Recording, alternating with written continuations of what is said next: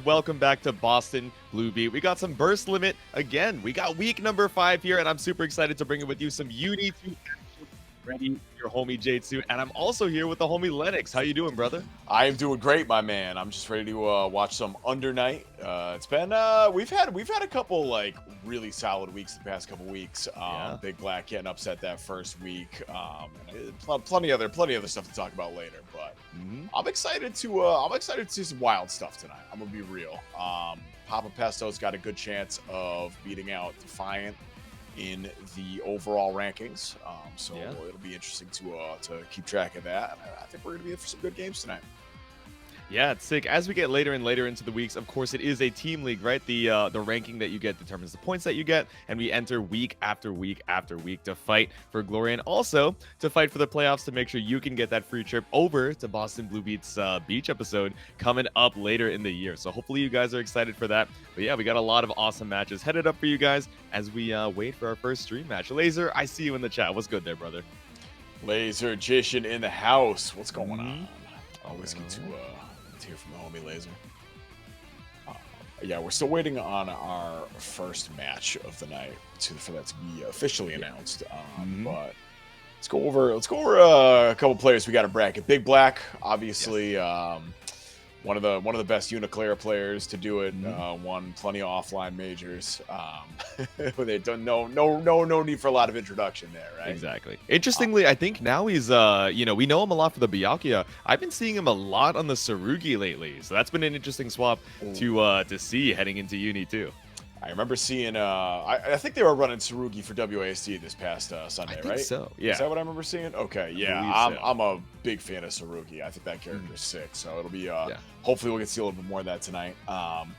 But it looks like we are going to have KaiAi versus Aces High. Ooh, we get the rhyme matchup for round 1. Let's go.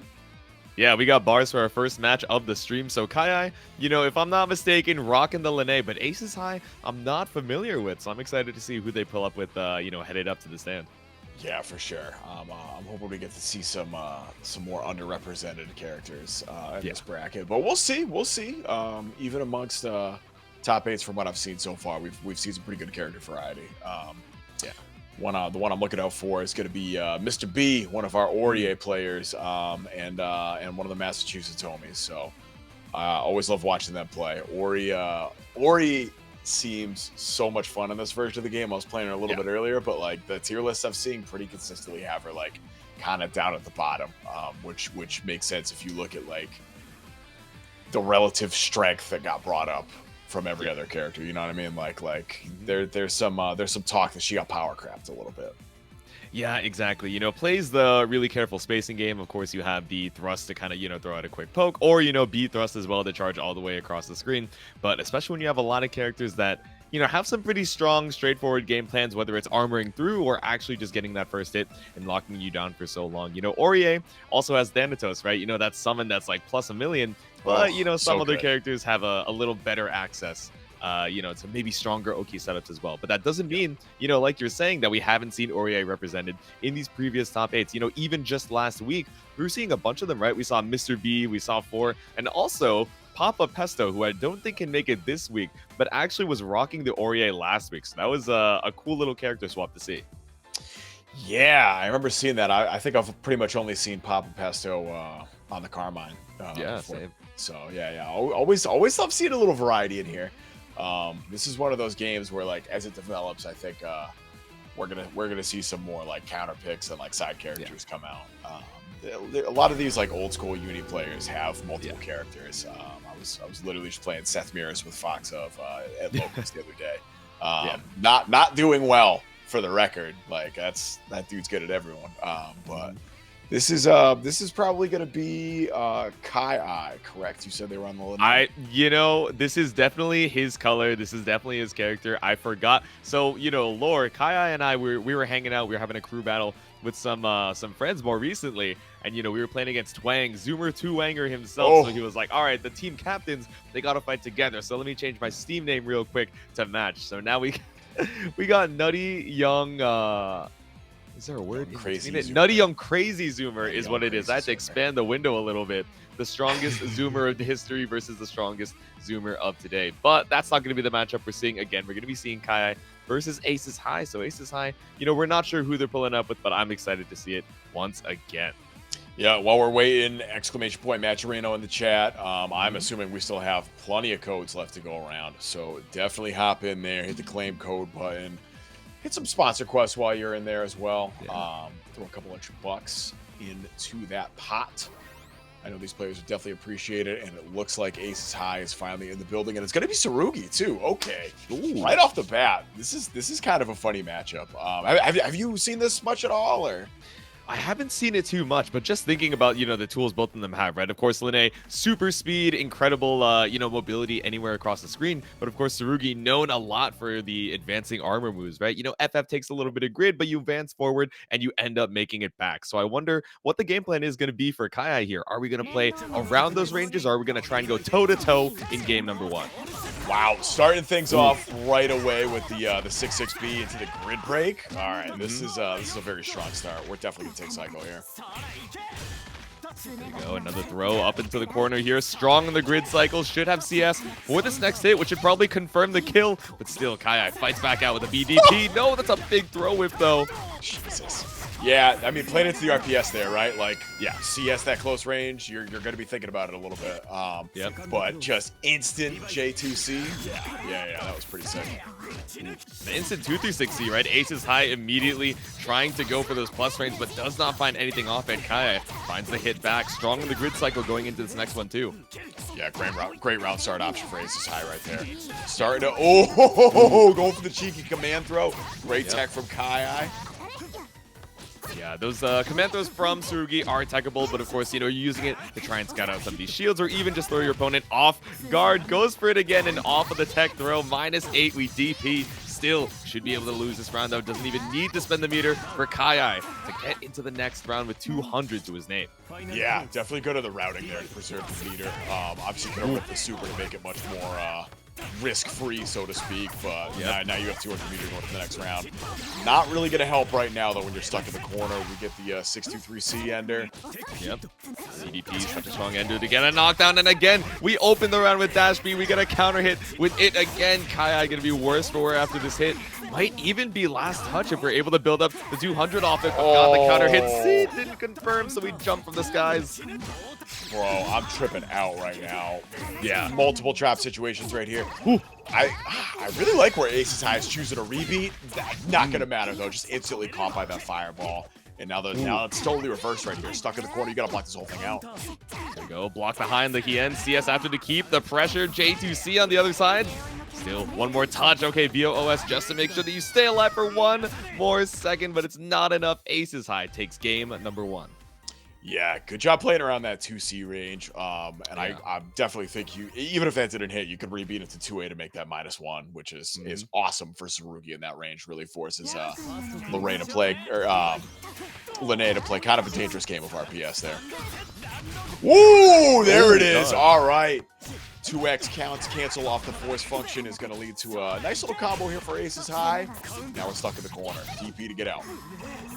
BDP out of the corner once again. Oh, you tried to focus just to secure that cycle, but it was a little bit too late. Stuck in the corner once again and opened up by the grid break. The 6C tapping you on the dome with the overhead. And now we have a lot of meter going into this potential final round. This is the ChrisBardow show right here. Aces High. Oh, yeah, that's another great round start. 236C, plus if it gets blocked, and if you get the hit, you get a fat 4K. Look at that. Oh, my goodness. In the corner once again, healthy on the grid, but we find the mash out with the 2A. Yeah, AB for the Oki ender. Yeah, KaiAi finally finds a spot for the rebeat. Oh my goodness, it doesn't even allow Aces High to try to continue the pressure there. Instant hit, finally cashed out with the super. Yeah, I like that. All right, this is gonna help take the cycle, but you still, no blocking allowed. Okay, run up for AAA, finds the hit and all the time in the world to confirm here. Tried to toss out the 2A, but KaiAi just waiting right out of range, waits for you to whiff, and now we're tied up here in game 2. Wow, instant tech. Yo, and the mash on the low, too. All right. Kai starting to key into like where aces could potentially go into the force function range, just throwing up preemptive blows. Working out great. DP to get out. Yup, side switch too. Oh, I love that the corner once again.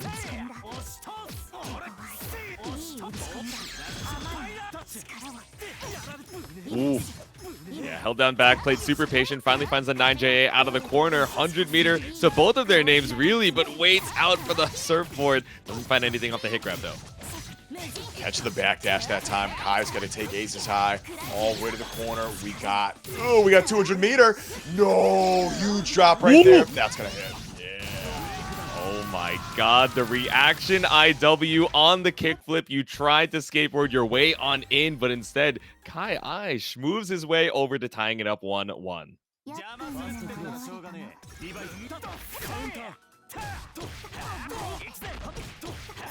Alright, this is every round start, aces high, almost every round start, I should say. Aces high has just been able to take Kai instantly to the corner. Once again, two-way pressure. DP and through the 6C. Yeah, there it is. Pretty hefty startup. Man, Aces High is doing a great job of like just using these forward advancing blows. 6-6B alone is getting so much mileage. Oh my goodness. My God, was that a reset into the 6-6B? I feel like we dropped the combo a little bit early, went for the tech trap, and catches you out with the low. Gets you so much reward as well. Speaking of a lot of reward, about to cash out on 4K here, but oh man, we saw a reset earlier, but I think that one was a drop the tech forward button from KaiAi. Brings it back. All right.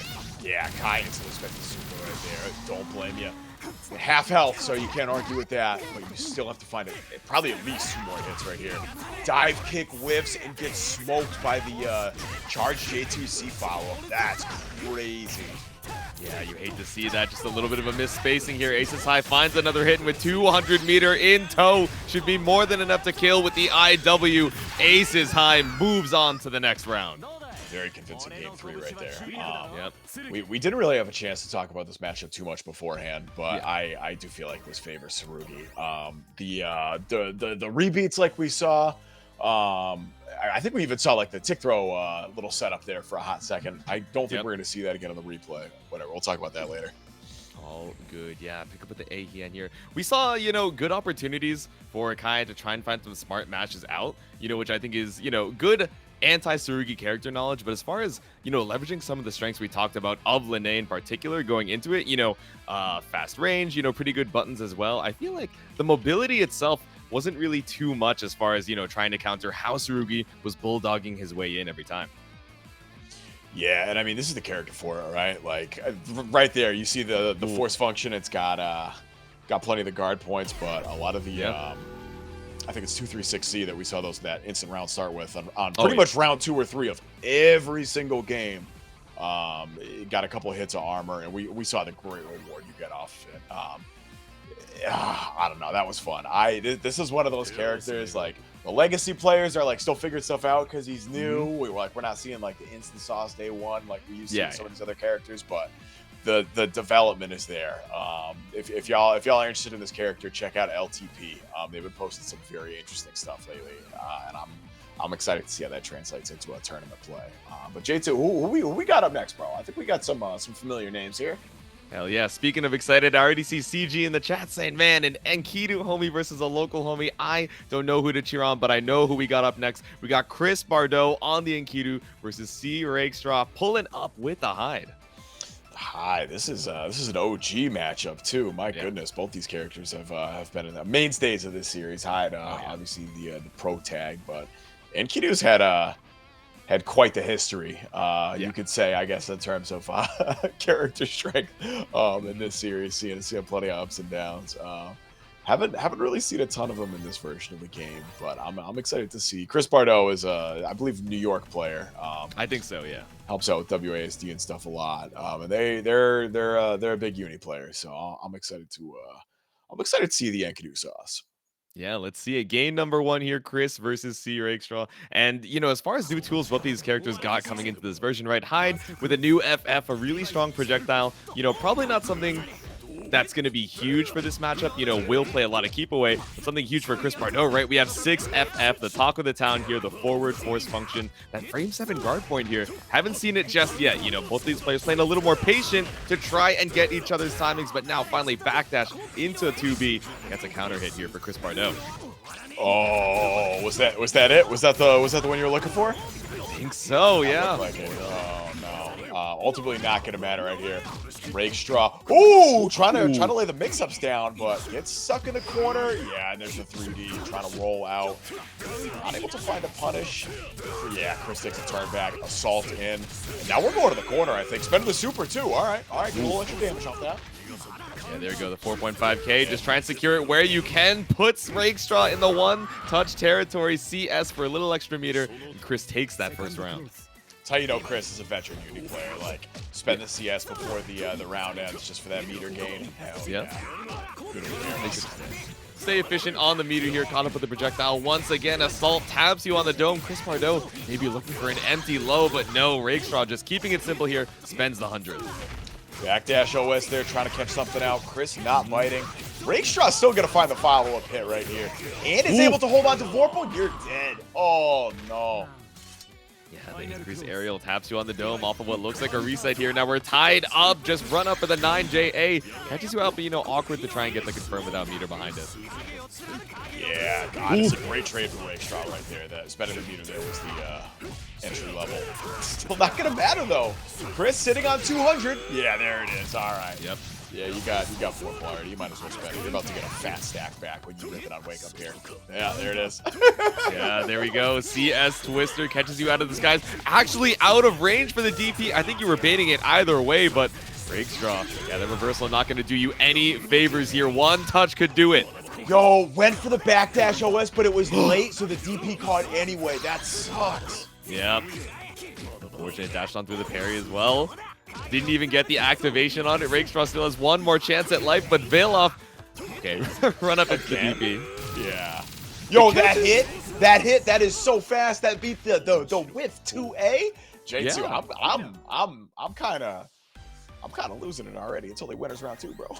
Dude, I'm surprised too. Honestly, I saw the 2A come out. I was like, okay, we seem a decent amount through the animation, right? You're probably going to recover in time. He got scooped up, and I'm sure me, you, and Rakestraw were all surprised. ChrisBardow definitely happy about it going into game 2.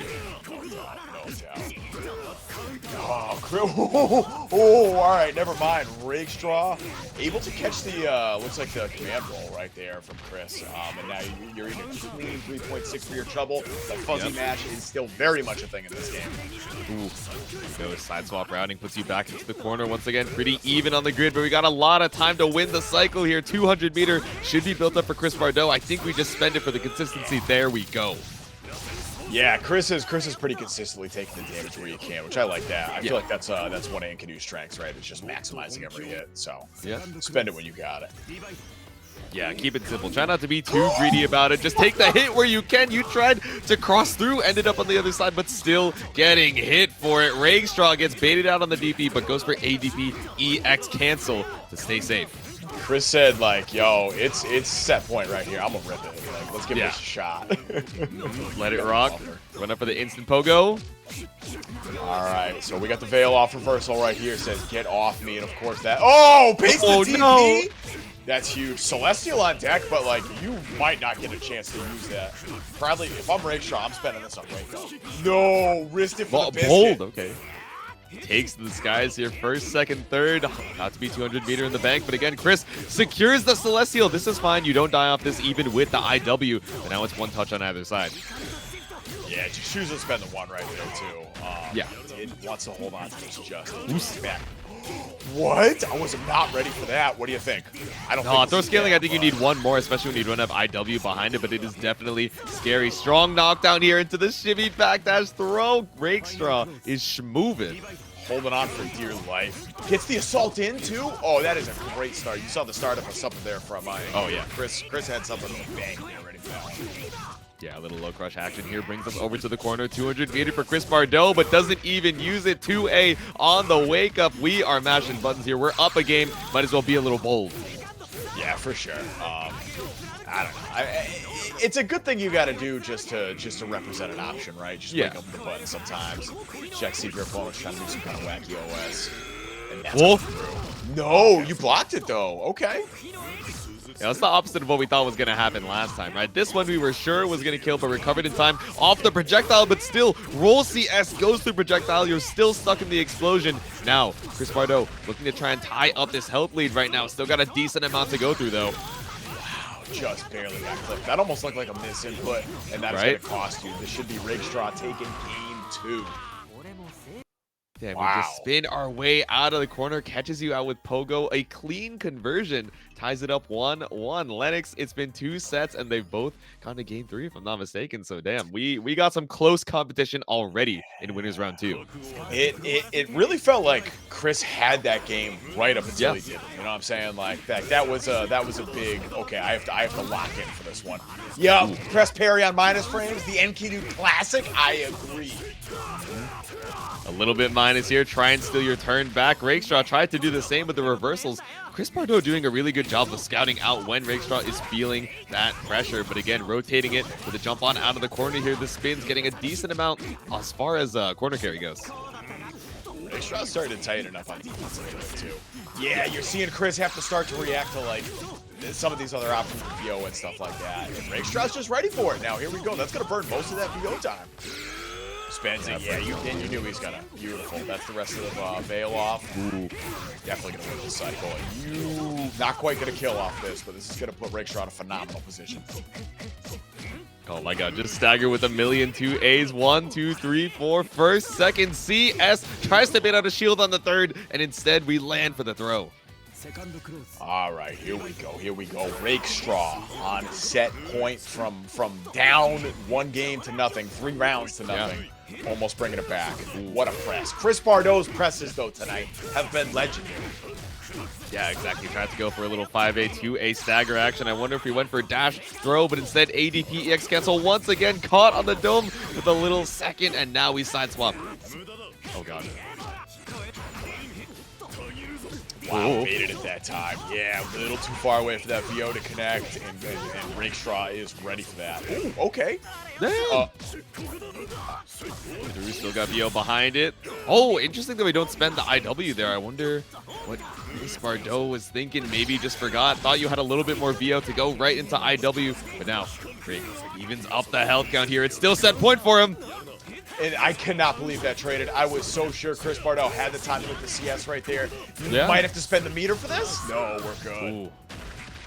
Lead. All right, going into this last game, last round with quite a big meter advantage. You know, meter is definitely not something that, you know, comes slowly in UNI2, right? You get it a lot, but still having that advantage to be able to press the round start so early, presses out the BDP. Now you're going to eat quite a bit of damage. Yeah, unfortunate timing there for Rakestraw. Chris was so ready to punish that. There's the CS. Yeah, backdash with throw. Now it's my turn to play offense again. No. 2A gets the mash out. Rakestraw, what do you think? Full corner to corner? I don't know if anyone's got it. Hyde does for sure. High knee into the EX, secures off the grid too. Yeah, basically corner to corner. You were right, Lennox, but ChrisBardow was wrong. Gets hit on the wake up once again. Yeah, Rakestraw hold on to Vorpal right here. Yeah, there it is. Spend it. You probably could steal this next cycle too. Gets the throw. No throw. Excuse me.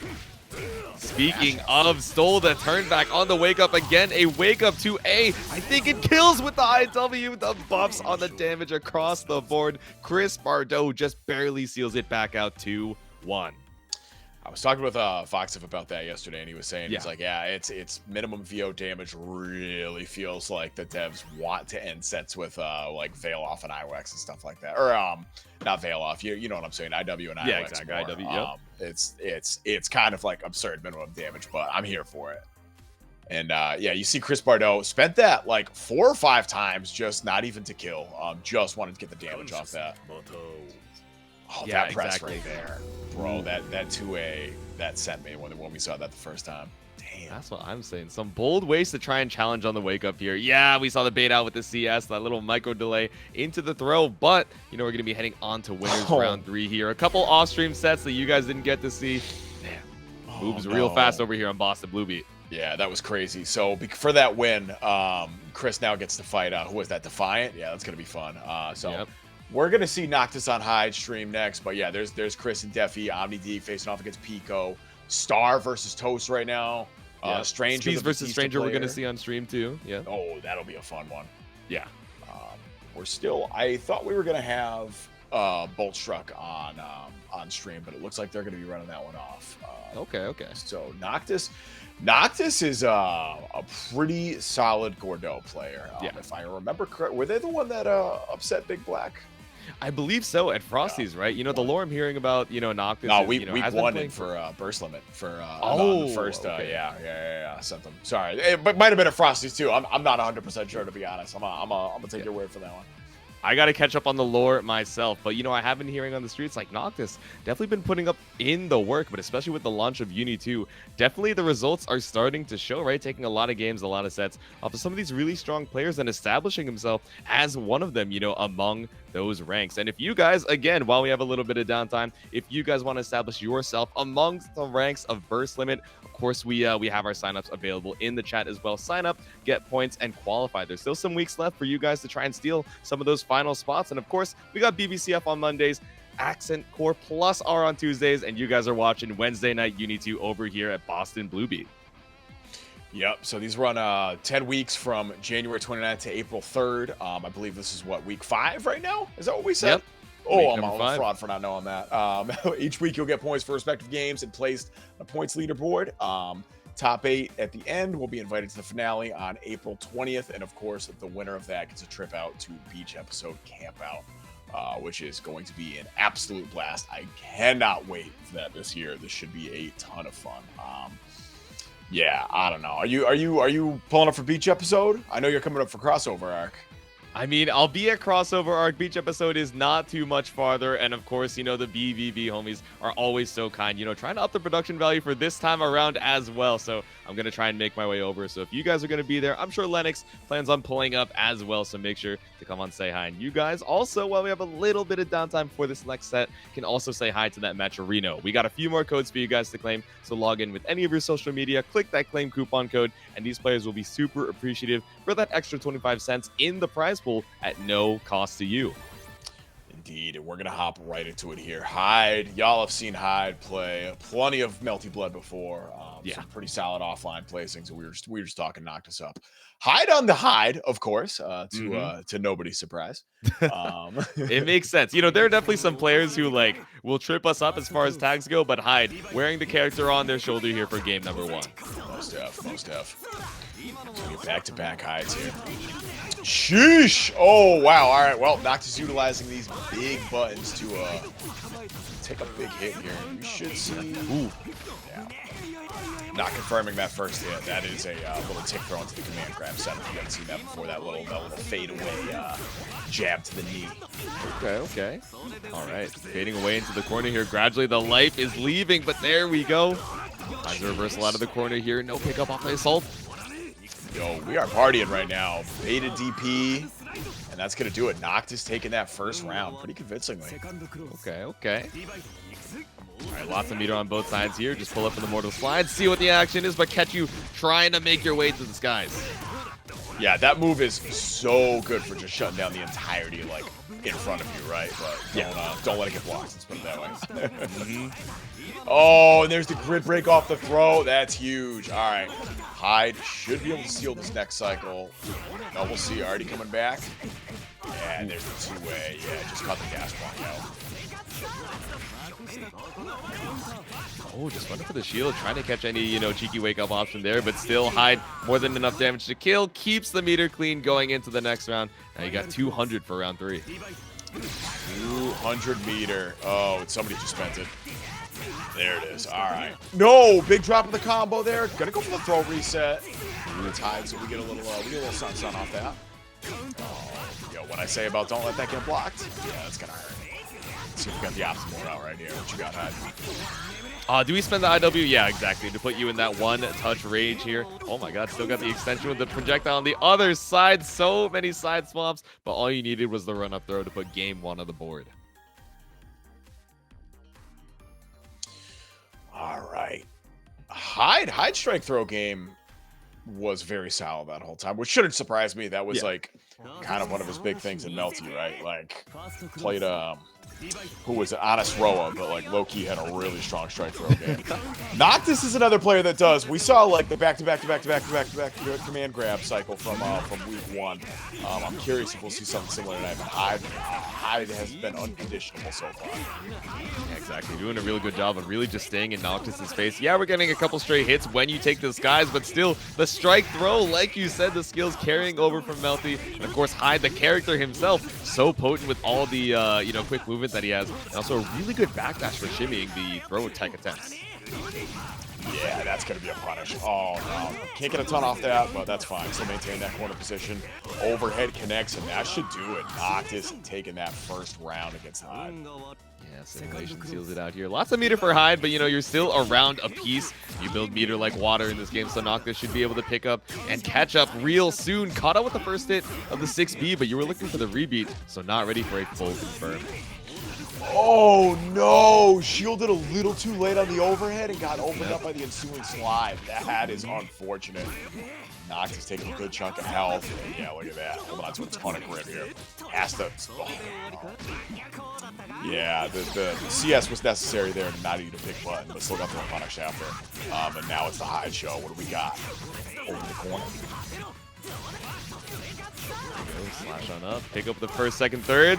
Tapped on the toes with the 2A. Yeah, not going to be able to kill here even if you did build up the 200. But we're so close. Picked up with the counter hit Pogo. I'm almost wondering if that was a misinput, because I don't know. I don't know if Noctis was expecting Hyde to be around there for the command grab or what. Yeah. Either way, kind of wasted 100 meter right there. And now Hyde is in a perfect position to seal this out. Ooh. Runner for the back throw. Nice pick up with the linebacker tackle. AB Ender for all that grid. He lost a little bit of it off of the VO, but still in a healthy spot here with some well-placed shields. Once again, strike throw. Hyde very willing to represent that. Yep. Yeah, there it is. Just moving right in. I don't know. What is that, 214B? That move feels so impressive sometimes. Yeah, we saw the startup with the Rusty Nail. Noctis trying to hold down this mid-range, but Hyde doing such a good job of staying right outside of the mid-range, or rather, right inside, just to threaten every single time you go for the startup. 100 meter to seal it out with the CDP. Hyde moves on to the next round. There it is. Good stuff. Hyde was looking to started out a little shaky, I should say. Yeah. But brought that back very quickly. We'll see what Noctis has on the loser side of the bracket. Wouldn't surprise me to see them make a little bit of a run later. But a lot of I don't want to say reckless shielding from both players, but we saw a lot of grid break action, more so than we've seen in any set so far tonight. These players definitely willing to risk it for the cycle. Yeah, Noctis, I think, being a little more conservative about the shields, or at least a little more, well-placed about them going into that last game. But still, the grid breaks taking those previous games. And Hyde, again, doing such a good job of staying right inside of his effective range, just outside where Noctis thought he'd be comfortable mashing a large move, but still getting caught out. So we're going to move on to the next set. We got Speeze versus Strangers. So Speeze made their way over here, beating Long Island Nick 2-1 on the Lene. Okay. Yeah, and Stranger, one of the up-and-coming Batista players. I know taking some lessons from Fox, I think in the ST or Clear days, if I remember correctly. Okay. They've been a threat in online brackets for a while now, even in the late stages of Clear. Like, this character is no joke. That being said, Nanase got some buffs too. She's got some interesting things. We'll see if she can get in against Stranger's Batista. But if so, we might see some potent mix-ups. Yeah, Nanase, one of these characters who, I think in the previous version was pretty accepted as a decent character, at least had a lot of strong tools, but what I heard is that she was lacking for damage. Definitely in UNI2, it's hard to say that any character is lacking for damage, but still Stranger able to seal out that game, round number 1, so quickly. Oh, wow, is that the roll? Yeah. Oh, goodness, that was risky. Oh, wow. I think we were trying to call out B-ball just to try and get some space, but A-ball, the delay catches you out before, or after, rather. The invul just, entirely ends, but now we see Geyser CS. That was kind of a wild series of interactions right there. Whip shield, instant CS, chase down. Yeah, all right, I'm into it. Let's go. Yeah. No fear from Speeze right here. No fear from Stranger either. Wakes up, takes the hit. Yeah, we went for the C disc there to try and bait out the flash kick instead. Just waits for the delay, mash on out. The disco ball, Oki, we're hopping back and forth here. Now we're tied up on the HP.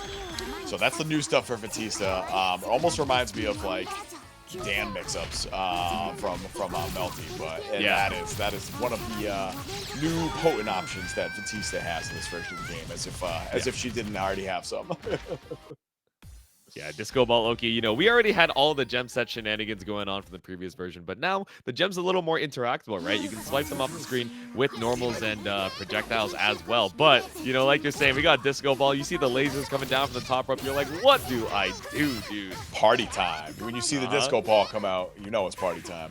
That's what I'm saying. But Speeze trying to party right now. Just jumps right on over for the cross-up grab. Tries to go for the anti-air projectile instead, but Stranger looking for the FF. I love Stranger's patience in neutral right here, too. Like, watching Speeze just, like, trying to run around, set fireballs. Stranger just says, all right, I'm going to wait. I'm just going to wait for you to make a mistake. No big deal. Oh, speaking of which, we're out. Not quite. Fireball out again. Yeah, trying to catch the jump right there. Ooh. Yeah, tried to be tricky with the float. Still gets caught up at the tipper range of what I thought was 2FF. That is some pretty good spacing out here from Stranger, but looking pretty rough on the HP count. You need a few good hits before Speeze is able to find a counter hit, puts the round on the board.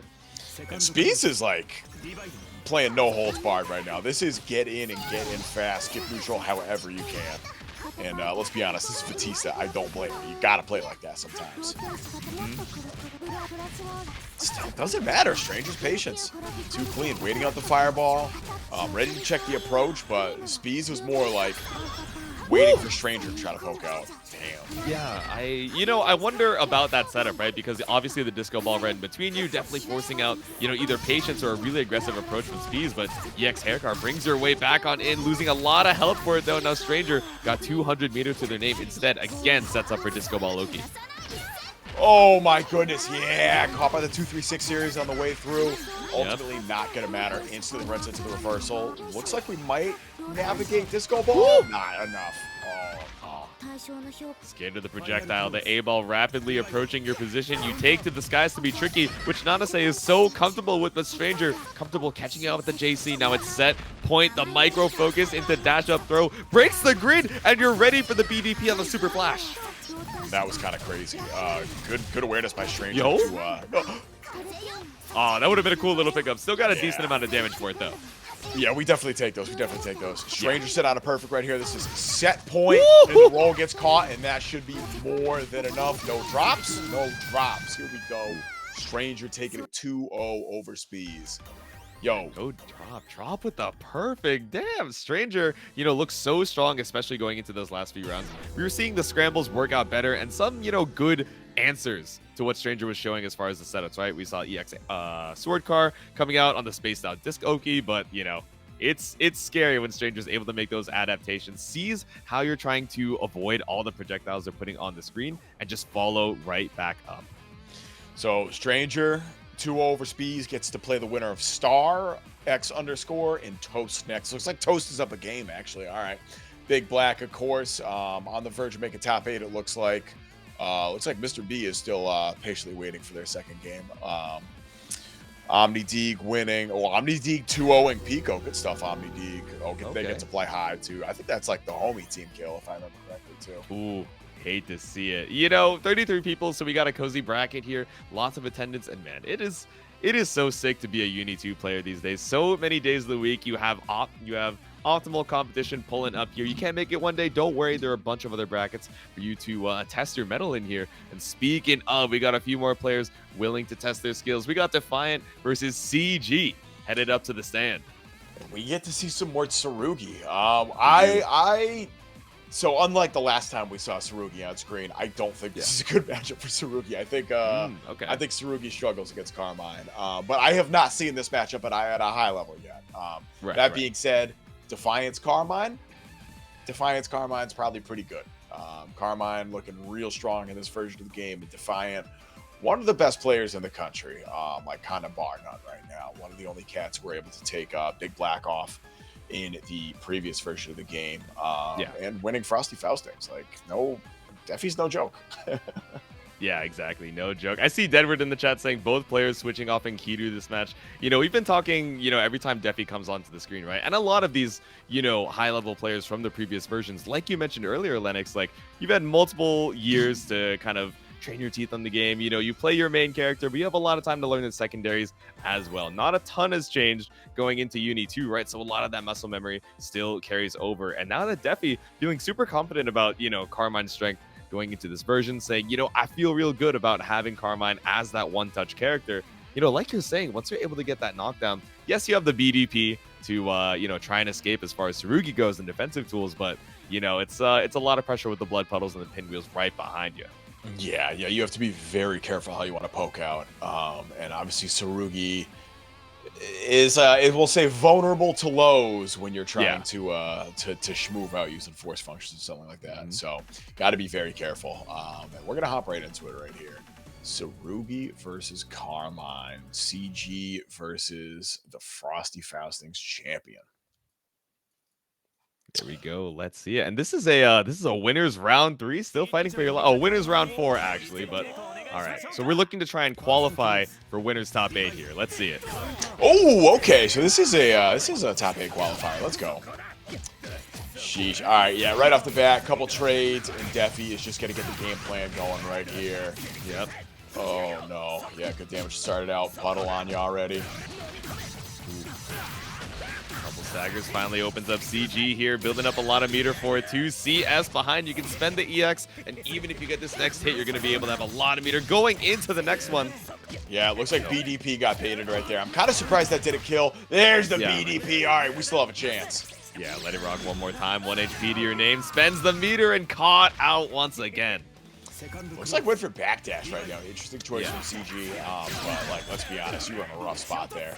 Oh no, huge bait of the DP again. Defi has that good spacing. Just playing a very patient game so far. Set the double bombs here, concentrate for the cycle once again, seal out the CS. Yeah, you don't want to, continue too many buttons there and risk CG getting the shields and also stealing the cycle back, but finds another hit. AB ender into the tricky Oki. Yeah, all right. It's like missing a throw and just gets reset. My goodness, was that an arrow blockable setup? Is that what that looked like? Somebody click that for me. I gotta watch that again. Exactly. Give us the instant replay over there in the chat here. But, a quick game 1 over for Defiant, right? We're seeing a couple of good options in neutral, at least for CG, to try and get these first hits. But, like Defiant was saying, once you're able to get that first round, it is first knockdown, at least, it can definitely feel like a one-turn kind of character. All right, so CG kicked it back to character select, and I think we are going to see a switch here. Yeah. Who the heck does CG Enkidu? I knew it was Enkidu the whole time. Yeah. All right. We might see the Enkidu pick right here. That being said, still hovering. Nah, there it is. Okay, you were right. Going back to all reliable here. Enkidu definitely someone who has gone up the power rankings as far as UNI2 goes, but I wonder what the reason for the decision here is. Is it comfort pick? Is it a specific tool that you're feeling, was going to help you out here going into Defi's Carmine? Let's see. Game number 2. Yeah, I think it's going to be a combination of both, to be honest. Right. Comfort pick for sure. But I can see Enkidu having, we'll say, more consistent tools against Carmine here. Right. But we'll see. Like Defi is the master of counterplay. Ooh. There we go. Just a little rebeat right outside of your face. CG takes his turn back here, but still loses the cycle for it. Nice catch with the counter. Now we're going to be brought all the way over to the corner already. CG looking a lot more comfortable. I jinxed it. I didn't think you dropped there. My bad, bestie. Happens to the best of us.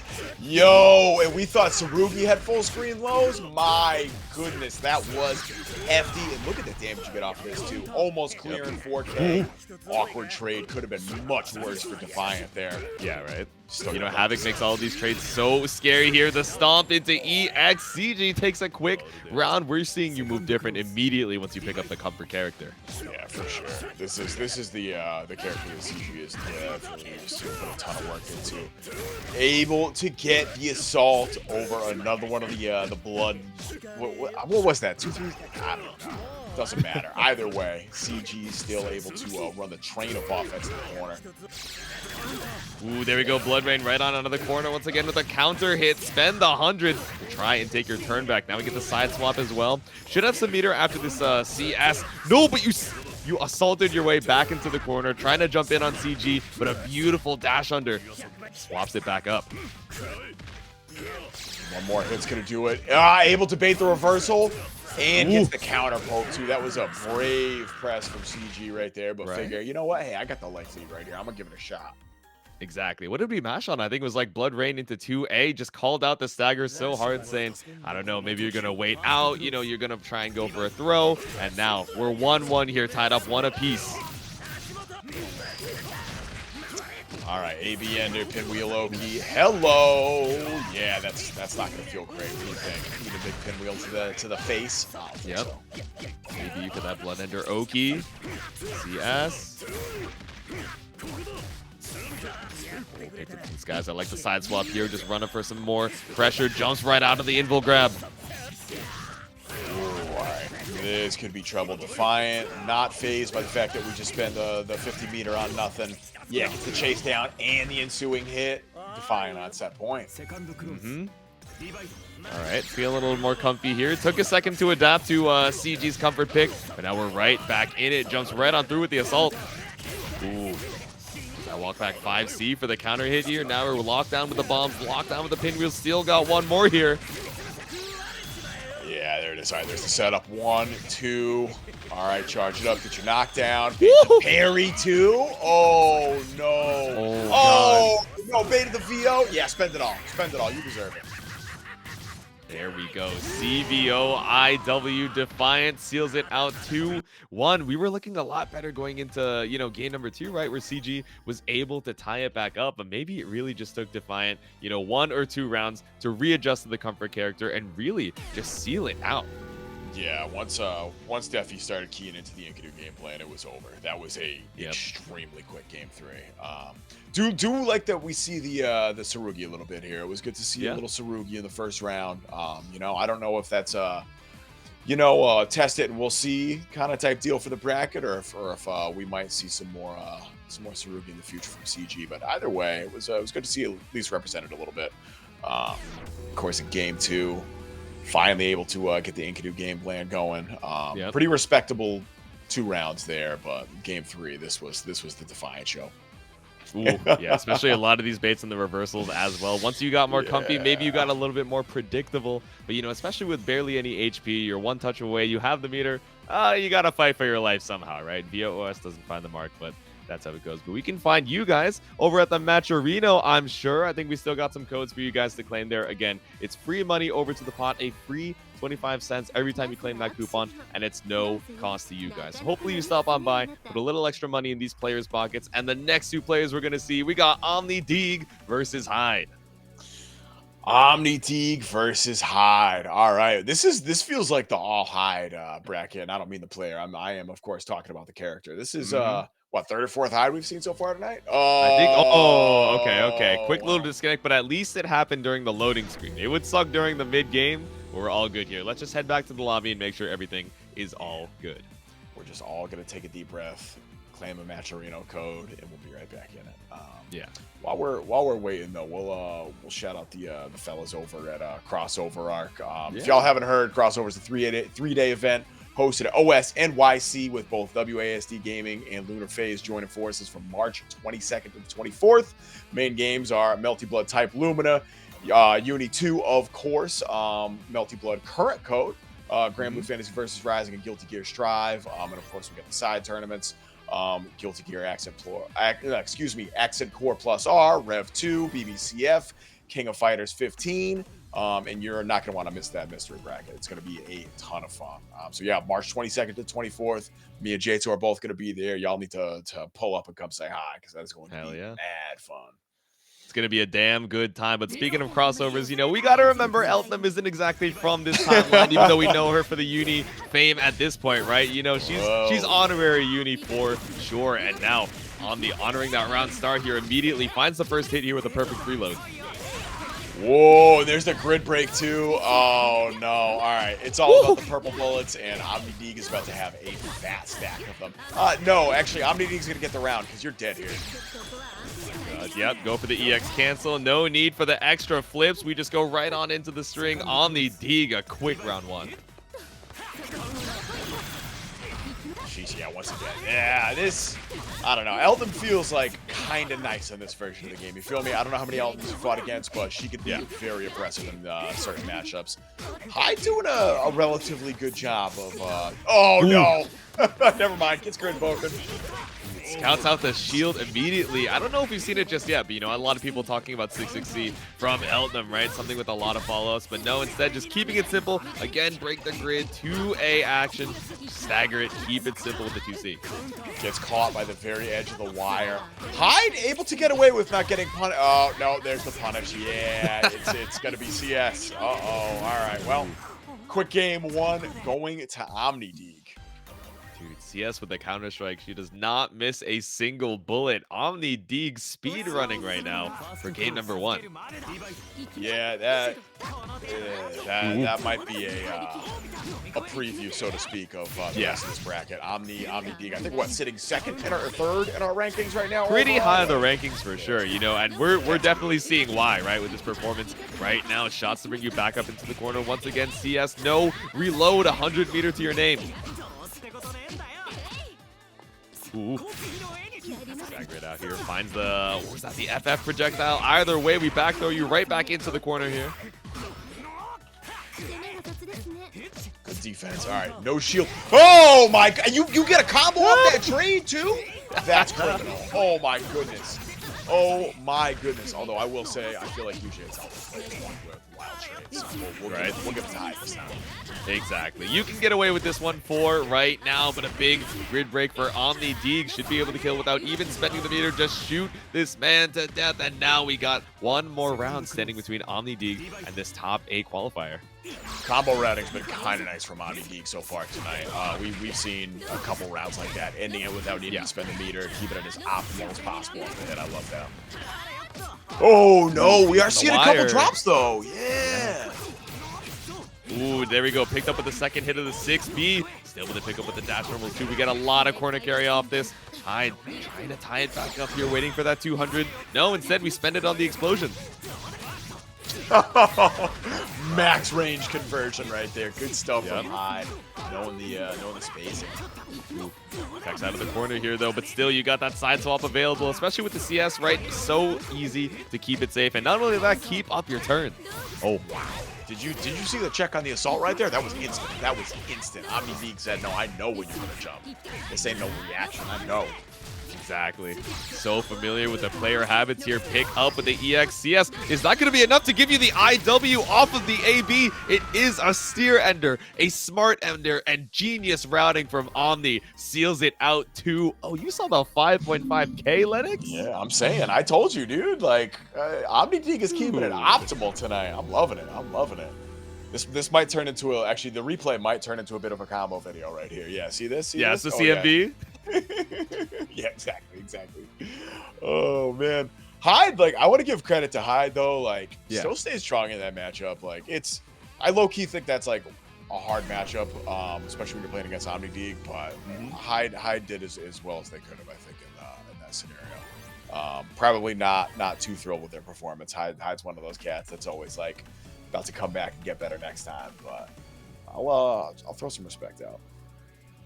Alrighty, but heading on back into it. Okay. Got some more gamers headed up to the sand here. Is this Stranger versus Toast, if I'm not mistaken? Stranger, of course, rocking the Batista like we saw earlier. Toast on the Hyde. Yeah, so Toast, who did Toast just beat? Toast just cooked. Oh, it was Star. Toast 2-1 Star underscore. That's crazy. That's like kind of an upset right there. All right, let's go. Knocking the Gordeau gamer to losers, yeah. And we'll see if they got the sauce for the Batista right here. Oh no, had the stagger but missed the combo. Yeah, that's 17 flash kick for sure. Damn, you did not believe in the hit off of the 6B. Now, like you said, right, we had CS flash kick. Stranger fighting back to the mid screen here. Nice stand block, just holding on to all of this pressure. So much grid in the bank here, but still gets caught up by Toast. Love that micro dash from Toast right there. Clearly a little dash block looking for the flash kick. Stranger not biting. And there's the, what was that, 3C? Oh, goodness.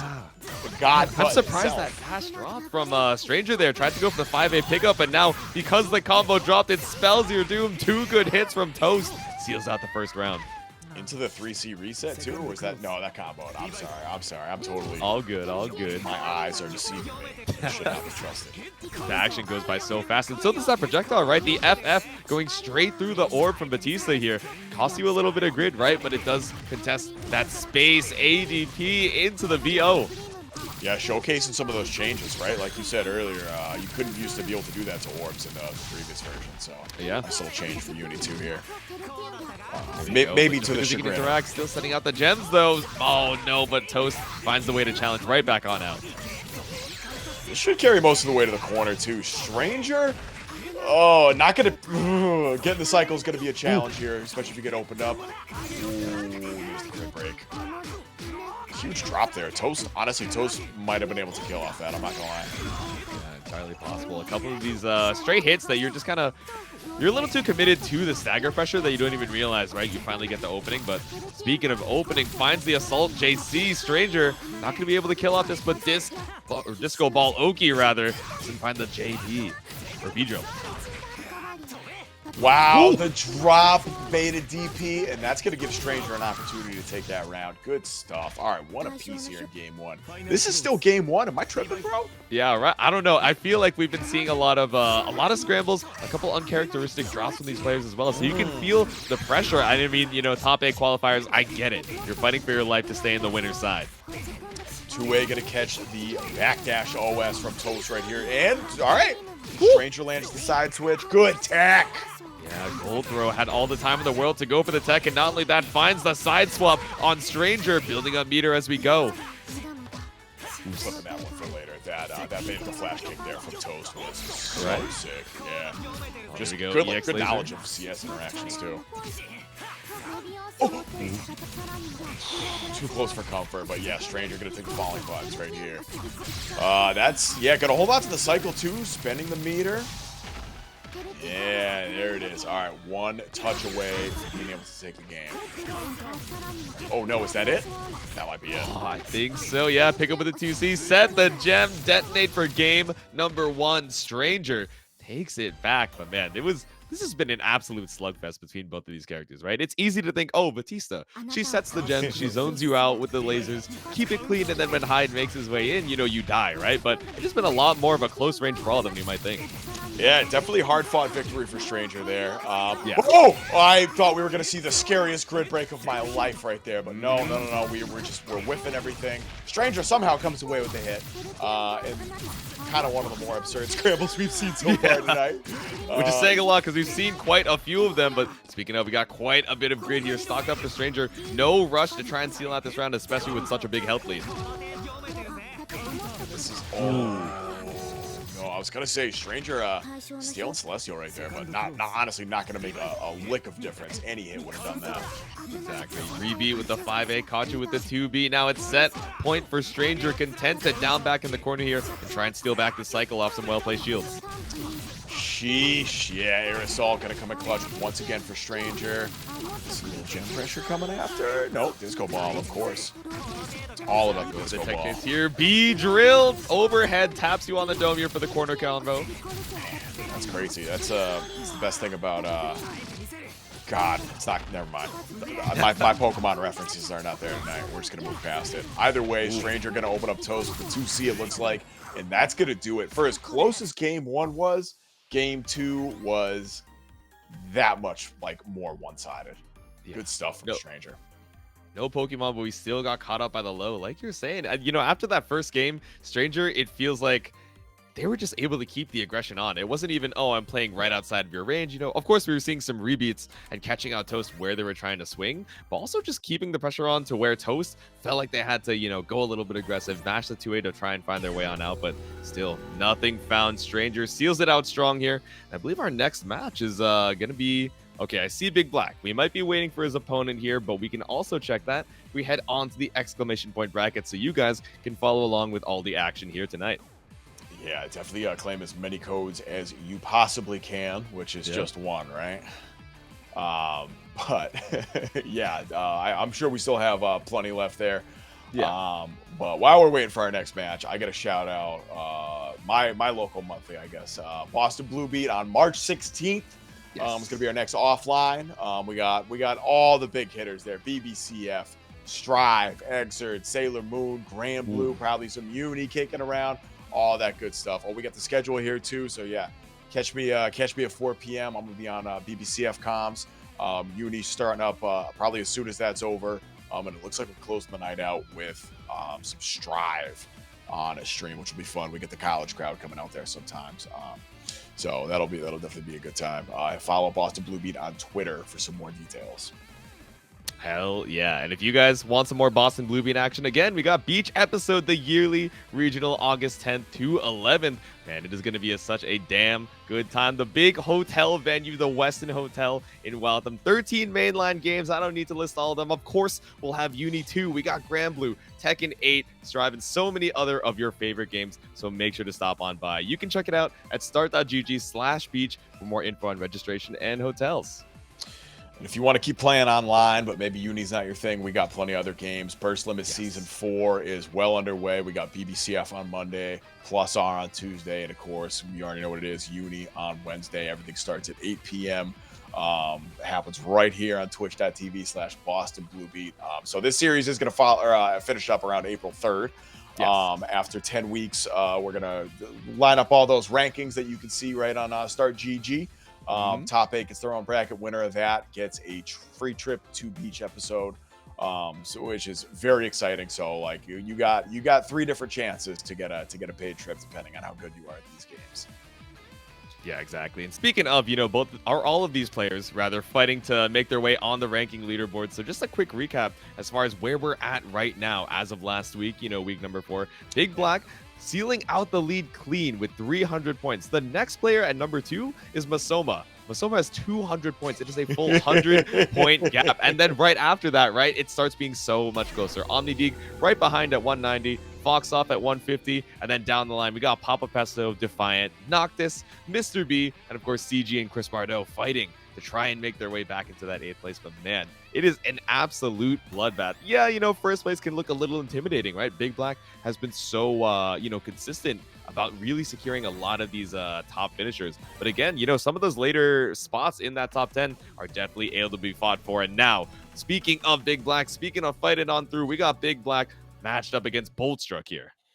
So Boltstruck has had quite the run to get here so far. Yeah. We were supposed to see them on stream at first, but I believe they're playing in another bracket. 2-0'd Ryder, 2-0'd Mr. B, who was kind of one of my I don't know. I thought that's who we were going to see. And now they get to face off against the best to do it right here, BigBlack. Yeah, so interestingly, we're not seeing the Tsurugi, right? Just going back to Old Reliable on the, Byakuya. I wonder if that's a character-specific thing or really just takes Burst Limit seriously, right? You are not trying to pay for your trip to Beach Episode, but you are paying for a shield here. Gets grid broken in the corner. Sitting on pretty fat life lead right here. Boltstruck, oh yeah, still trying to keep the strike throw game going. Gets the yellow throw, so BigBlack says, yes, I am God at taking those. Don't even trip. Big pickup. I think you still need one more hit to try and kill you, especially because you haven't built up the 100, but the projectile right behind you. It's a scary strike throw. Takes to the skies here. Icy whiffs, and so does the pickup. Yeah, that could have been the anti-air right there. Yo, in the 5A pickup. All right, here it is. BigBlack gonna carry to the corner. Are we going to see Weboki? Do I have yes? Charge. Oh no, it's back that. To the corner. That is unfortunate.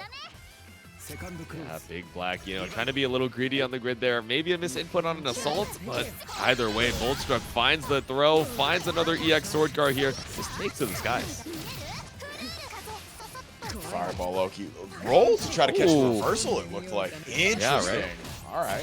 Boltstruck trying to play on layer 5 right here. Right? I was like, rolling through your own projectile, maybe trying to catch out a 2C, or some attempt to try and counter poke back from BigBlack, but there we go. Finds the throw tech and a throw, sealing out the grid so well, but no, BigBlack still fighting back. Look at all the grid we have. The track, so back and forth here. Cycle sealed out by Boltstruck. Both these cats are just playing like throw chicken right now. It is Yep. getting quite funny. Max range 2C. Oh my goodness, that went so far. Yeah, we'll take that trade every time. BigBlack able to get the, I think, what was that, dashing C, I think, right after? I think so, yeah. This is Go 150 meter to your name. Do we go for the spend or do we try and be greedy? There we go. EX Web with the CS behind. Yeah, there it is. I was holding my breath, but we got there. BigBlack taking round 2.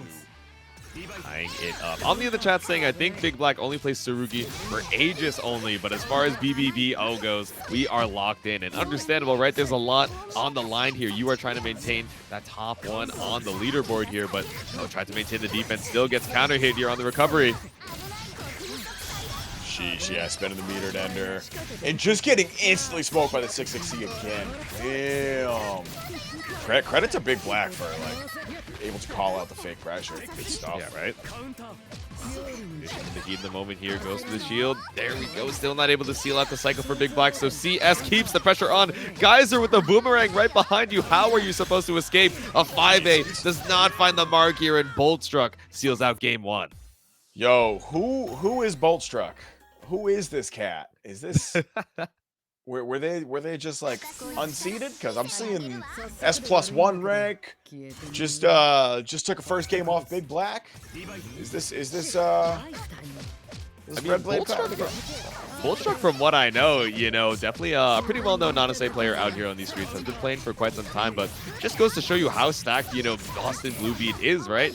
All these players pulling up here. It's hard to find the seeding weight. Everyone's been putting in so much work to try and improve in the new version of the game, but the work definitely working out for Boltstruck here. So much help taken from BigBlack already, and now we spend for the EX disc. I love these force function floats that Boltstruck's going for at the end to try to switch up the timing. BigBlack obviously not falling for it, but yep. Ooh, shimmy back. Swipe to the skies here, a little spin action. Boltstruck looking for the perfect. Alright, throw attack. Gets BigBlack out here again. Another gold throw, though, is not enough. We run up with a throw. Instead, the perfect for Boltstruck puts him on set point. One more round to send BigBlack to losers. Oh, man. All right, that was not on my bingo card this early. Oh, yo, the throw setup, too? Oh, God. Help. It's happening, J2. It's happening right in front of our eyes. No, we found the hit off of the 2A. Sword card keeps just bringing us on over. A little disc action for some strike. Throw, and speaking of, we got the throw to break the grid. Could be one touch away if you're able to build up 100. You have CS behind it as well. Boltstruck in great position to seal it out. And it's throw. It's throw every time, bro. It's always throw, bro. We say this. He runs up with a 2A. BigBlack trying to hold on for his life right now. We jump up with the air stall. Set the web. We're jumping on through like Spider-Man. BigBlack's patience is absurd. Finally gets the hit right here. Able to navigate the whole minefield. And now they get to set up one of their own. Web Oki. Yeah, here it is. Yeah, that 2-2C an insane starter, right? Almost 5K. Also lets you confirm into the web Oki as well. Triple web. You still got the one right above. But speaking of the overhead, charge 3C opens up Boltstruck here. 100 meter to your name with CS behind. Seal it out with the web run up. There it is. DP ender to do it. BigBlack putting one up. Really making the most of that last hit. But this is still set point for Boltstruck. BigBlack has to do that again. And you have absolutely no buffer. This is it. This is do or die right here.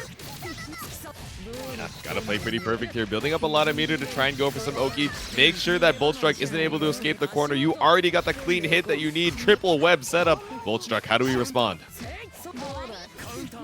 Oh no. Open up by the low. And then reset instantly. This is an utter tragedy right here. BigBlack's not a perfect. And Boltstruck is going to have to deal with a little bit of this web Oki.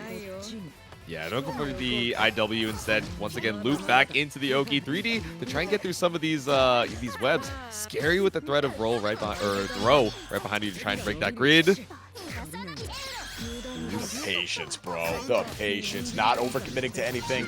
Even when BigBlack takes to the air, it's so strategic. It's not like I'm jumping up and throwing out like a JC or something like that. It's like, no. I'm going to assault over what you're doing, and then I'm going to decide what to do.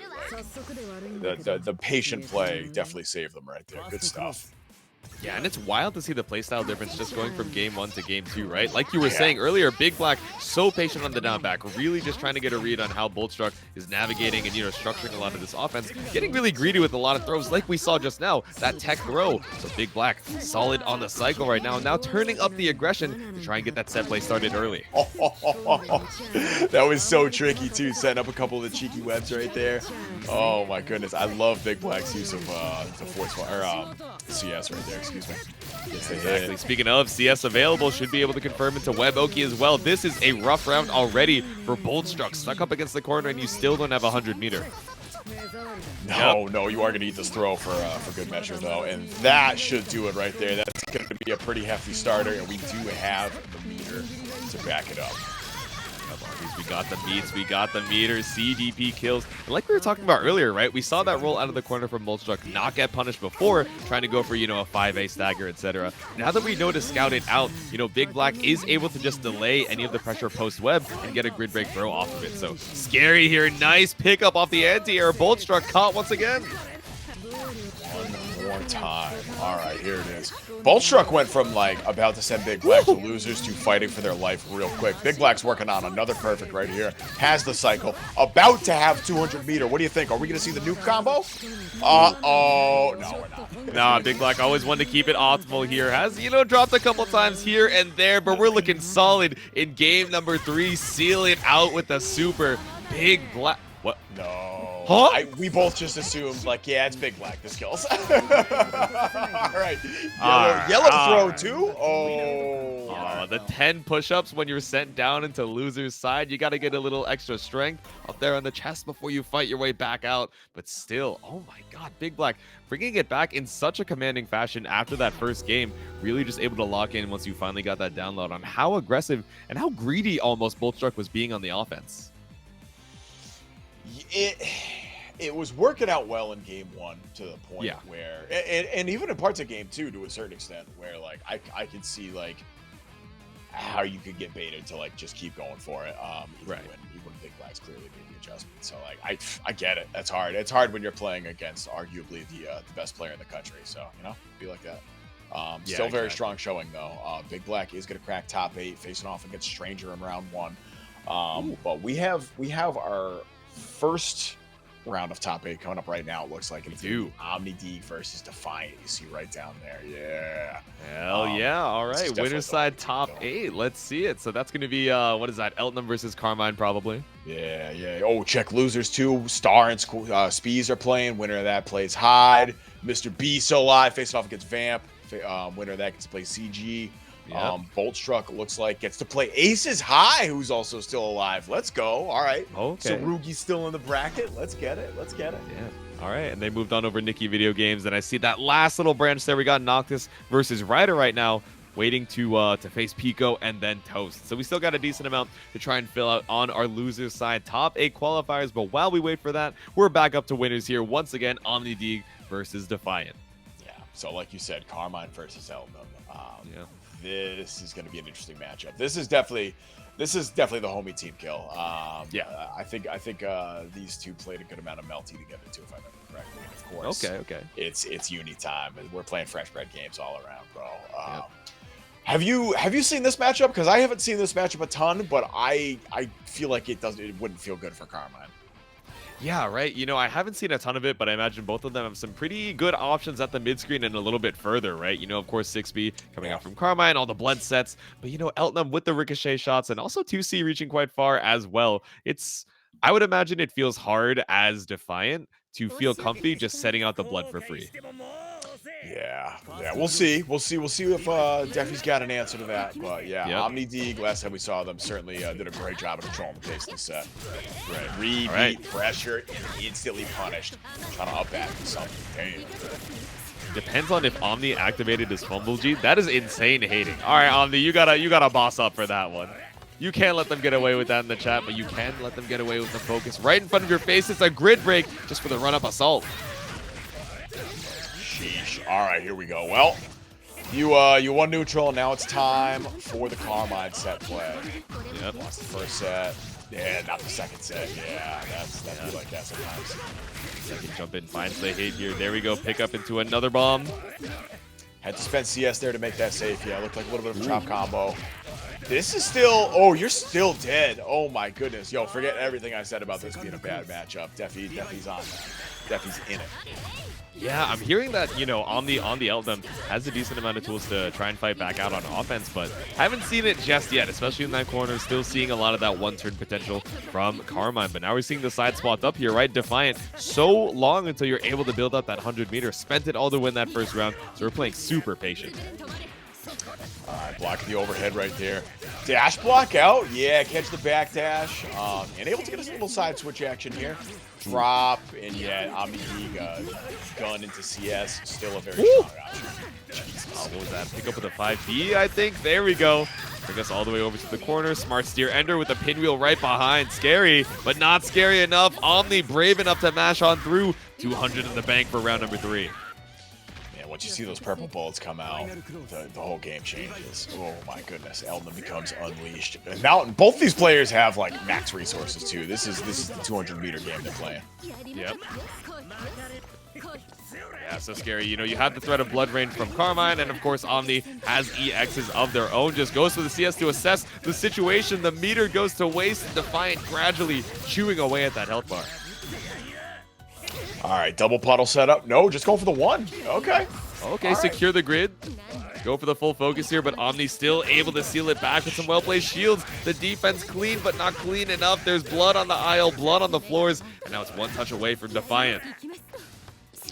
Yeah, pretty much the reversal's going to kill right here, too, so you got to be real careful. There's the guard thrust. Okay, get off you. We don't see that too much, but it doesn't grid break you in this version of the game, so very important. A little safer, yeah. A little safer, yeah, exactly. Ooh. Scary. Not enough. Found the hit, but still not able to confirm off of it. Omni fighting with just a little bit left in the tank here. JACS for the tap on the dome. I think it's scaled enough that IW doesn't kill, so we just go for a little reset. Off to the Oki here. One more throw. It's 2A. Yeah. Wow. What a comeback from Omni, sitting on just the bare amount of health right there. Able to claw that back. Finally catching Defi out on defense. I don't know. I'm not going to lie. As soon as we saw the Rising JACS, I'm like, yeah, it's over. That's the one. That's the way, yeah. That's the online special right there. Exactly. All right, game number 2 here. Defiant trying to bring some of that momentum back from the previous game. Stuck up in the corner here with the 6B, but we just dive kick right back in front of your face. Ooh, scary. Yeah, set it. Definitely seems like he's catching Omni out with like the staggers more than anything, honestly. Yeah. OmniDeag's doing a pretty good job of blocking these mix-up off puddles and stuff like that. It's mostly on the poke-out situations. Yeah.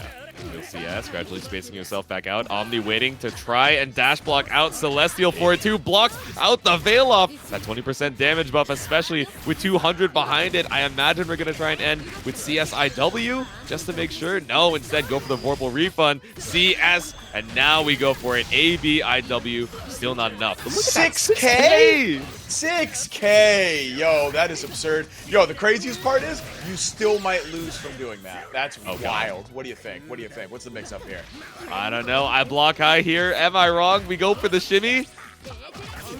No! Oh, no. Imagine landing a 6K combo and then getting your DP baited and losing the round anyway. That's crazy. That's heartbreaking. Yeah, you were optimal on it, but still Defi just barely alive. And especially against someone like Carmine, right? Someone who has to spend decent amounts of their health just to try and run their own pressure. You would have thought that'd been able to kill, but the blood management still able to keep you alive. Defi takes the round here, trying to tie it up. OmniDeag stuck up against the wall. Oh, wow. Messed it up a little bit there with JA.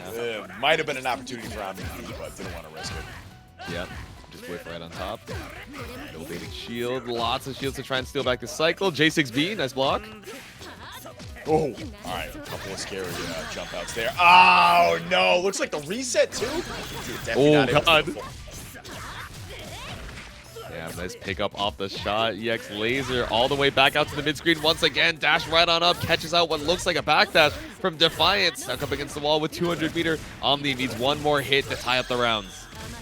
Yo, we're playing real Uni right now. Like, 20 seconds of blocking followed by like just this crazy optimal combo. I'm here for it. Exactly. The patience, the presence of mind, the presence of HP. EX Karma unlocked if you're able to try and fight back. Health no longer a factor. You're already at 1 HP, but still shot to set point. Sometimes in the question of magic and abilities, the answer is simply gun. Yep. Oh goodness. All right, and this is set point for OmniDeag right here. Sheesh, Defi. I think Defi is behind OmniDeag in the power rankings too, if I remember correctly. So this could be quite the impactful match. Yeah, exactly. You're trying to swap up some of those rankings right now, swap up the corner situation, but Omni's stuck in the blood prison right now, the mind prison. We're so focused, so locked in. You tried to get an air shield there to steal the round back, but still. CS into the empty low. OmniDeag strong in the defense. Ooh. Yeah, a little scary, but we're in it to win it right now. And the IAD is going to catch the backdash. Defiant stays alive here in Winterside top 8. All right, 1 apiece, and it's still first to 2 until these finals. So this last one is for all the marbles. You're looking for the winners finals right now, but it's so back and forth already. Yeah, it sure is. It's just, this has been a slugfest so far. Like I said earlier, these cats are just trading big hit after big hit, followed by these impeccable sequences of defense. Defiant just holding down back, not even risking it on the shield a whole lot, just taking the grid from, yeah, there it is. There it is, the 3C. Get the anti-air off the CS. Yeah, I agree. Yeah, and I imagine we'll see a decent amount of round starts like that, right? I would guess that LDM has a pretty good way to, at least start that block string pressure from the round start, especially in round 1, where Defiant has no meter to try and, RPS on some of these EX moves. But now you have the meter, you got it off of the CS. Don't have the cycle just yet here, but already so much damage taken from Omni. So scary. Blocking it all out too. Baits the guard thrust, but no punish. I don't even know if you can punish at that range. Damn. Right. Oh, all right. Hey, presence on the mind to back throw. Yeah, runs right into that bail off. That could have been much worse. The bail off rock. The blood tornado doesn't find the mark here. 1 touch. Oh, little shimmy right outside the shots. Jump back JC. Trying to catch the air approach. OmniDeag playing it careful. Dash up, yeah, there it is. Catches the backdash again. Yeah, backdash is like pretty solid in this game, but it's not invincible, like super amazing like it is in some of these other anime titles. You feel me?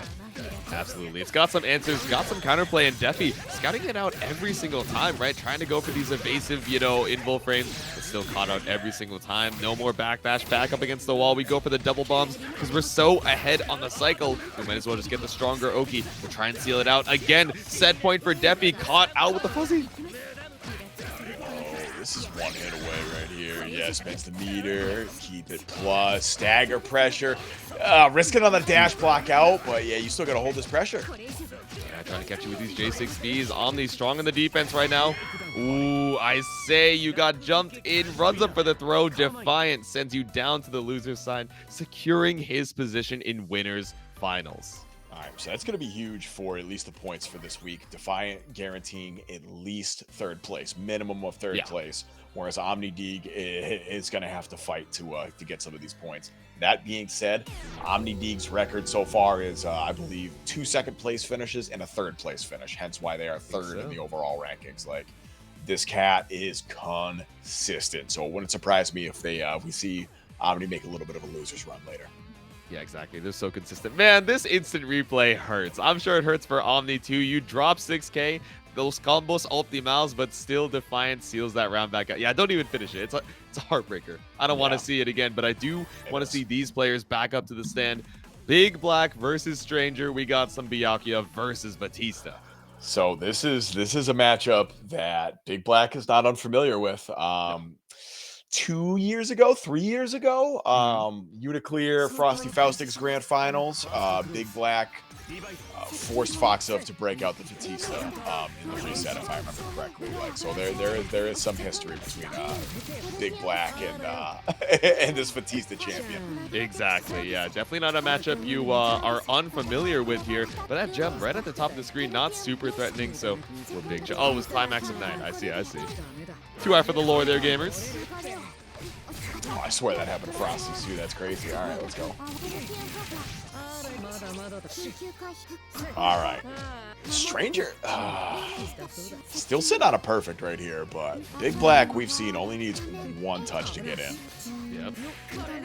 Gonna win the cycle off this one too. All right, no throw, and of course this is Byakuya. Webs are active, so we are gonna get a combo on that. Gonna scale pretty heavily, but yeah, I was gonna say this allows for a little more web Oki in the corner. Oh, single leg Oki though. I wonder if that's a misinput. You know, you had a lot of time to try and set up. Now Stranger just escapes from the skies. The FF floats on through. And now we got Disco Ball Oki to keep you locked down. JC into the guard thrust. Yeah, I like that decision. I don't want to deal with your mix-up. It's too potent. Not dealing with that. BigBlack resetting to neutral where he's at his strongest. And of course, right as I say that, gonna eat a CS combo here from Stranger. Losing the first round. Good stuff from Stranger. Alright. Yeah, playing it pretty slow here. BigBlack doesn't have any meter to force anything too crazy like a 2-2C round start. And Stranger, you know, obviously the threat of that meter makes it so that you're not trying to get whip punished, but still finds the hit here to bring us to the corner. 100 ready for the web Oki. There it is, just like you said. 1, 2, and 3. Here we go. Now, if you're Stranger, you know you're thinking about flash kick, but you know BigBlack's thinking about that too, so that's not really an option. And there it is. Yeah, the side switch to get out. Yep, for the gem once again. 200 meter to your name. We opt to use it for the disco. Yeah, still caught out after the roll. Oh! Bro, these old school Uni players are so good at recognizing these micro situations. Just going, oh yeah, I could 5A punish right here. I got that. Good stuff. Ready for it every single time. Speaking of, only goes for the single web. Tries to seal out the cycle here again with another charge. No, that block or that crouch shield. So huge for BigBlack, and off the grid break seals out that round. Kind of a wild scramble there too. BigBlack missed that charge overhead and then was able to open up Stranger with a low immediately after. Yo, instant overhead. Oh my goodness, beautiful 3C there. Yep. BigBlack gonna be able to hopefully set up web Oki again. Nope, not quite. Just going for me. On the dome here, ending the 2-2. Trying to see if Stranger matches on through, but you do get the assault.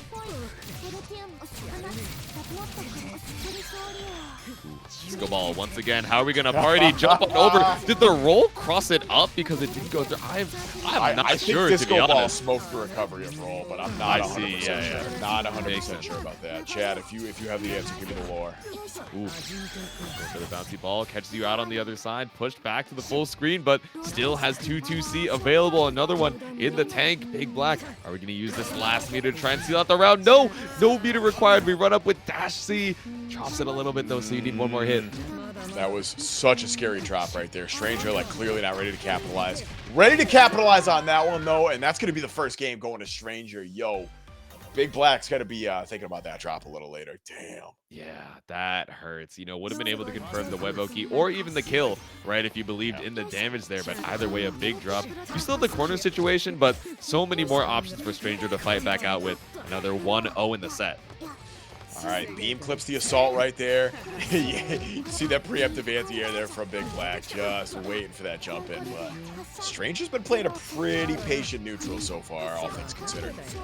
Yeah, just run up with the slow balls. Again, you know, BigBlack so far away from the 100. Content to try and steal the cycle, and there we go. Run up for the throw just to put a little extra damage on top. Stranger finds another hit.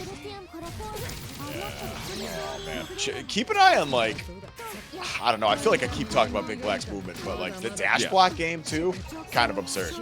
Very, very intentional. Takes her way on in. There you go. FF into the CS. Doesn't find anything from BigBlack here though. We're just mashing on through. Yo, run up check. What was that? 5A? It looks like. All right. So yeah, Stranger able to really maximize that range. Yeah, spend a little bit from the disco ball. Yeah, you got to be real careful, and that's you're unblockable. You're unblockable. Don't get caught in the air against that. Yeah, took to the skies, caught up with the disco ball. A ball right behind for the pickup. Clean conversion for Stranger, and now we're one round away from sending BigBlack into the loser side. But we've said this before. Yeah, we've seen him come back from worse. So I don't want to jinx it for you, Stranger. You got to stay locked in. So BigBlack is the only player to not have any like losing matchups against like the other notable players. And in these sets. Actually, Basoma's that's true too, but we'll get into that a little later. Oh, max range 2C. We are gonna get the follow up off that. BigBlack sitting on 200 meter here. Gonna win the cycle. Yeah, so we're gonna see the Oki, of course. Here we go, triple web once again. Go for the 2C to try and keep you locked down, but we still take to the skies. The jump out finds the escape for Stranger. Bro, oh no. In the reset too? This is like getting kind of traffic, I'm not gonna lie. BigBlack, you better spend it all to seal this out. The range out of time. Oh god, the combo's getting real skilled, but trust me, we are gonna spend it all here. Go for the IW to make sure we have the full animation to get that 80 meter back.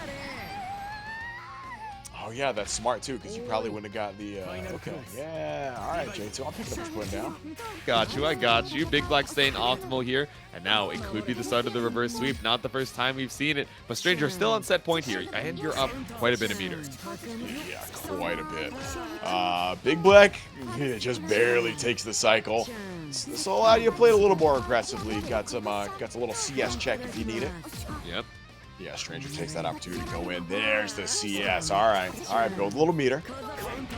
Go jump back, just barely out of range of the dash C. Haven't seen that in a while from BigBlack, but beautiful spacing here from Stranger. Takes almost half HP.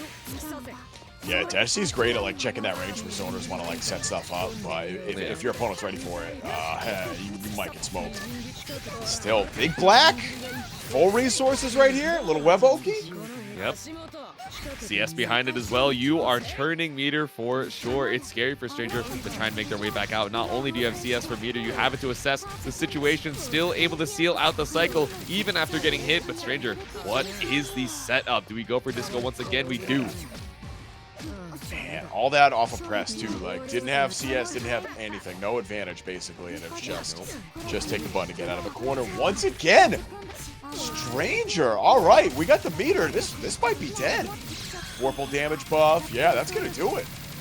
Stranger takes it 2-0 over BigBlack. Wow. Oh my goodness. Well, there's a precedent here. Yeah.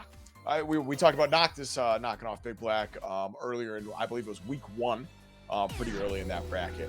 And I'm pretty sure BigBlack still made like quite the run to come back.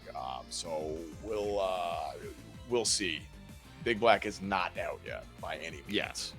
Being sent to the loser side is definitely not a death sentence for BigBlack, but you know, we're seeing a lot of momentum from those previous sets, but now Stranger hot off the presses to winners finals. So that's pretty strong for them, securing one of those top 3 spots as well. So we're going to be heading on to our next match, which I believe is going to be Hyde versus CG. The Hyde, of course, versus Enkidu. Yeah, so Hyde beat out Star to make it to the top 8. And it looks like CG beat Mr. B. Wow, good stuff. Okay. So yeah, that's gonna be our first one. Toast took out Noctis. All right, and is gonna be facing off against Boltstruck. So we are gonna see some more Nanase. Oh, we got actually a lot of Hyde in the losers bracket too. All right. Damn. Player and the character. Let's go. Hell yeah, representing that main character energy here. But only so many of us can make it on Hyde versus CG here for our next match. In the losers side, it's gonna be a slugfest. This has to be. We've seen this matchup before tonight. Yeah. Was it? Yeah, it was ChrisBardow and Rakestraw. Okay, that's what it was. So yeah, we saw the Hyde versus Enkidu earlier. Chris obviously taking that one 2-1, but Rakestraw clearly had an idea of how they needed to play that matchup. We will see if Hyde is able to draw from the same chalice, if you will. Hell yeah. Let's see it. Heading into game number 1 here, the losers side. So they're fighting for their lives, trying to make sure we move on to losers top 6. All right, are we going to play some keep away from Hyde here, or are we going to try and brawl out? You know, of course, 6FF, that early guard point, something you got to be scared of, but no fear on the parry. Just runs up for the assault, delays right after the duration. Now it's a lot of damage for Hyde. Yeah, I think it's going to be a slugfest, honestly. Hyde likes to play a real, like, active strike throw game. And, yeah, CG, last time we saw CG on screen, we saw some pretty brave counter presses that worked out very nicely. Yeah, we saw a brave attempt on the run-up parry on Wake Up, too. Maybe trying to call out the DP from Hyde, but still, after the scramble, get a nice little hit into the corner. No full confirm, though. Oh, yeah, CS into parry. Great way to not have to deal with that cross-up. Good stuff. But First the parry doesn't work. Do it again, but dash block gonna get caught out here with a counter hit by Hyde. That should be dead. Spend the meter. No, doesn't even need to spend the meter. Okay, Hyde. Confident. All good. First round. Yeah, flash the parry around start, trying to see if Hyde is aggressive off of it. You know, sometimes it's a good bet. Sometimes it's a good bet. And sometimes you get stuck in the corner off that first hit. Damn. All right, here it is. Safe jump setup. Once again, though, great counter press from CG right there. Right, and stomp, just walk back. You're scared of the retracting hurt box too, so it's scary to try and challenge there as Hyde, especially when you're spaced out like that. Ooh. Wow. Yeah, gets the grid break right in the last second to steal the cycle and lands the cheeky parry. Okay, yep. I'm into it. You might die. What do you think? Ooh, it's close off the OTG. I think it does kill. Yeah. Oh, I had to spend a meter for it. I thought you wouldn't have to be honest. I did too, but that was more because I didn't think that would build to 100 meter right there. CG kept it clean though, kept it optimal, able to build it, get the kill. Yep. There you go. One apiece here on the rounds. Hyde finds you in the corner. Got the orb there. Tries to go for assault off of the space out pressure, but Twister finds CG's way out. Wow, great spacing. Hyde able to get the whiff punish there. It doesn't get a ton off of it, but that's fine. It is well worth being able to try to proceed against this character. Ooh. There we go. Charge to go right up through. Baits out the V. Oh, you thought CG would be aggressive, but instead we just hold it down back, wait for you to let the reversal rock, and we've run out so much of the duration of the bail off. Sheesh, yes, had to spend it right there. Yeah, projectile invul, and that's going to go right through. CG able to use the pause button, instantly recognizes the situation, has the answer. No orbiter here. Straight through the projectile, straight into game number 2. Oh, man. All right. Hi. All right. God. Well, yeah. Yeah, all right. Hyde saying, yeah, you got it. I'm going to punish that if you don't redo that. We'll take that. Jump on through for the assault. No throw baited here. Strong shields from CG seals out the cycle. Caught out with the 9JA, but again, without the meter behind it, definitely an awkward thing to try and confirm. As CG is dash blocking out of the corner. Oh my god, that 6B hit? Alright, let's go. Hyde is, of course, plus after that, if I remember correctly, so. Oh. Alright, send another 2A. Tried to parry the VO. Respect. We've all tried to parry VO before. Nah, don't do it again. Okay. Triple parry, quadruple, make it pentuple. No, instead we go for the up kicks. The cans. We're playing Tekken after all. Look at this damage too. We're not clearing 4K. We're not spending the meter. Now we're strike throwing the strike thrower. Overhead. Yep, all the plus into the world. Counter hit. CG on set point. CG on set point against Hyde. And this is loser, so like, this is do or die for Hyde. You win this game or you are done for the night. Yep, could be your last round here. Looking to try and tie it up. But the EX stomp runs right into the CDP. Excuse me. Oh my goodness. All right, gotta get a little beta on the DP. Carry to the corner, but drops the combo. Hyde still has the cycle here. CS, there it is. A lot of minus frames into parry. It was working out earlier for CG, but Hyde finally switching up the timing just a little bit to bait it out, fall down with the jump shield just to go into the pogo. The auto time setup here puts the round on the board. Hyde staying alive. Oh, that was very nearly a punish there from CG. Low-key, that fireball cancel saved Hyde. My goodness. Ooh, 6FF doesn't find the mark here. You tried. Once again, yeah. Startup of something came out. Got smoked by the fireball, and now this is the Hyde show. Still sitting on a perfect 200 meter. What do you think? Is this dead? I think this is dead. I think it is. You know, if anyone's going to be able to kill it, oh, I wonder if we could have just confirmed it to the IW, but the drop here means that CG has all the meter in the world to try and bring this back. Okay, yeah, ADP into Pogo. Ooh! Yeah, of course. Yeah, there it is. All right. Oh, awkward trade right there. All right. Yeah, right. EX stomp. What was that, 4C, I think? 2A rebeat. No way. I don't know if my heart can handle this. Spend it. Spend the Oh, you have the 100. You just barely built it up the C. Up kicks. We'll see you later. Hyde sent out at 7, and CG moves on to the next round. Man. Second round, we saw CG confirm right there. by just barely building the meter. Like, Yeah. that dude is keeping an eye on the resources and managing them very effectively. I gotta give full credit for that one. Exactly. You're waiting at the end of that combo. You're like, do I have enough to kill just barely right on the border of the 100?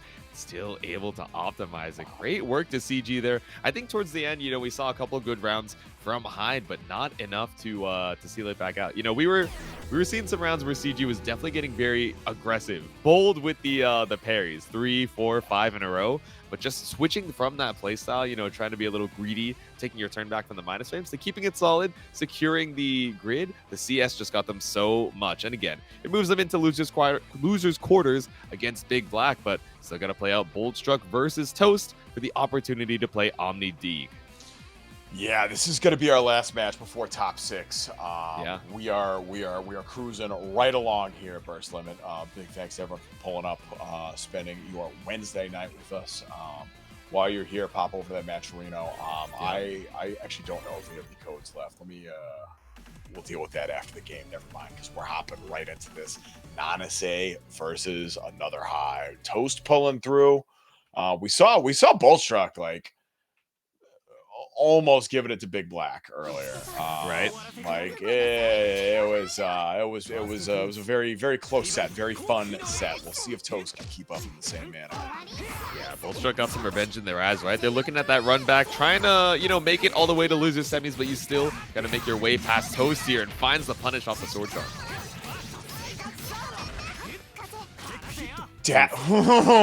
Oh, all right, scary little dash block out there. And once again, Boltstruck does a really good job of capitalizing on these scramble situations. Yep. Beat action brings us to the corner. Yeah, not quite close enough for the throw. Combo, rather. Stagger those 5As. Here we go. Yep. Yeah, cancel it. Keep it plus. In the wow, that was some plus Armilia stuff right there. That's what I want to see. All right, let's go, Boltstruck. Bro, that was nasty. I did not think you'd get the pickup on the other side. Caught out by a stray projectile. CS to assess the situation, but again, these projectiles constantly getting eaten up by the new FF. This big projectile from Toast just consumes them entirely. Great recognition right there to throw the whip fast fall. Recognizing still plenty of recovery. And able to get a punish right here. Still needs one more hit. Throw might even kill here, especially after this chip damage. Yeah, just throw. Yep. Oh, take throw. Gets tagged. Go. Oh, take to the skies. The top rope dodges the 3C and reach so high, but Boltstruck with the air stall stalls it out just in time to confirm into the IW. Damn, I truly thought it was going to kill. I'm not going to lie. I didn't want to speak it out of existence here, but Boltstruck with the back throw seals out round number 1. That was only round 1? That's what I'm saying, bro. It felt like a set just already. See, this is like low-key one of the reasons I really like high-level UNI2 is you get those like really drawn-out rounds that feel like a true battle. You know what I'm saying? Like that's the fun stuff. Alrighty, set the disc. See what Toast is looking for, but we get a back throw back out to the mid-screen here. That means we got some left, right potential. Caught out with a counter hit geyser. Wow. Check out the way Boltstruck, we might even see that on replay later. Check out the way Boltstruck is able to like employ a little throw pressure while also looking for the reversal. Like it almost feels like a fuzzy throw on offense. Yeah, right. But like clearly waiting for some kind of reversal, whether it's CS or DP right there. Toast has been pretty conservative with the reversal so far. Oh, I was gonna say, yeah, opted for shield instead, and that's gonna cost you right there. Boltstruck able to get the grid break. Yeah, and now we saw Boltstruck go for the projectile and then 3D to try and catch out any counter poke. Finally working out this time. We saw it earlier to less effect, but here we go. EX for the dive puts Boltstruck on set point. All right, cancel out the projectiles here. I think he went for the early shield thinking that Toast would go for another right behind, but had enough time to land here, enough time to get caught up with a counter hit. Ah, there's the CS. All right. Not taking any gambles on wake up. And all right, Toast starting to respect the disc pressure right there too. could be trouble for later, but oh no, that's going to be trouble right now. Another big grid break coming out. Toe's kind of forced to spend the VO right there just to say get off. Yeah, exactly. Tried to get any escape on back out of the corner here, and it does work wonders. Seals out the grid for you as well. Yeah, even with a nicely placed shield, Boltstruck not able to seal out cycle, so we got one more CS. They bring you all the way to the corner. Oh, no. Help. Str4ng3r again, bro. That looks so fast now. We saw that the last time we saw Boltstruck. Yeah. It is crazy how much just yeah, you know what I'm saying. It goes so far, so fast. And Boltstruck is going real far, real fast right here in losers. 2-0 against Toast, and now they get to face off against OmniDeag. You know, that felt like a speed run. That was almost what we saw from Boltstruck against BigBlack until we had the craziest reverse sweep you've seen all evening. But Toast not quite able to muster up that same clutch factor here. And especially when Boltstruck is playing so well, right? Representing a lot of options. The projectile behind the 3D, you know, a lot of this pressure with, you know, set up the cheeky resets into EX disc into side swap. It's so much to try and keep on the mental here. But we have sealed out our losers quarters. BigBlack versus CG, OmniDeag versus Boltstruck, and sitting pretty in the winners finals is Str4ng3r and Defiant. So we're going to be running BigBlack versus CG first, Byakuya versus Enkidu. Yep. This is going to be a fun one right here. BigBlack, I would wager is going to be feeling a certain way being set to losers this early. You feel me? Yeah. CG is going to have to be real on point if they want to continue on to loser semis, because we've said it a few times tonight so far. BigBlack is one of the best players, if not the best player in the country right now in this game. Top of the leaderboard for burst limit for a reason. 300 points. Incredibly consistent here, so content to hold on to the down back. We'll see so many times where you round start, it's just 20 seconds of blocking, waiting for yourself to get that meter back up, wait for CS, and then all of a sudden, as soon as you get that screen freeze, bam, the entire game is BigBlack. But let's see what CG is going to be able to pull out here for losers quarterfinals. Well, that's one way to check the forward motion right there. All right, let's go. Yeah, the 2-2 series, the spike right out from the ground here, but CG brings us back into the air for a corner. Strike throw right off the bat. Yep. Show it early, show it often. The stare down trade. Yes, I think so. I will press there. Thank you. Right, the stare down right at the end of the cycle here, trying to see if they're going to go a little crazy to steal it back. The mutual respect, but no respect here with the dash throw. There might be some lore behind that, if I remember correctly. I want to say CEO Taku, that was one of the big criticisms somebody had of BigBlack versus Defiant, I think, like, was not taking throws. I see. Taku kind of run away with it. I hope I'm thinking of the right one, but either way, CG is still working out a perfect right here after a pretty convincing win in round 1. Has the cycle, has the meter, looks like has the patience to try to get the Byakuya on spot. Yeah. Oh my god, all of the projectiles in the world trying to keep you at bay. 2-2C, dash C, another 2-2. None of the frame tracks, all of the plus frames in the world were not enough to stop CG with the EX. Let's head into game number 2.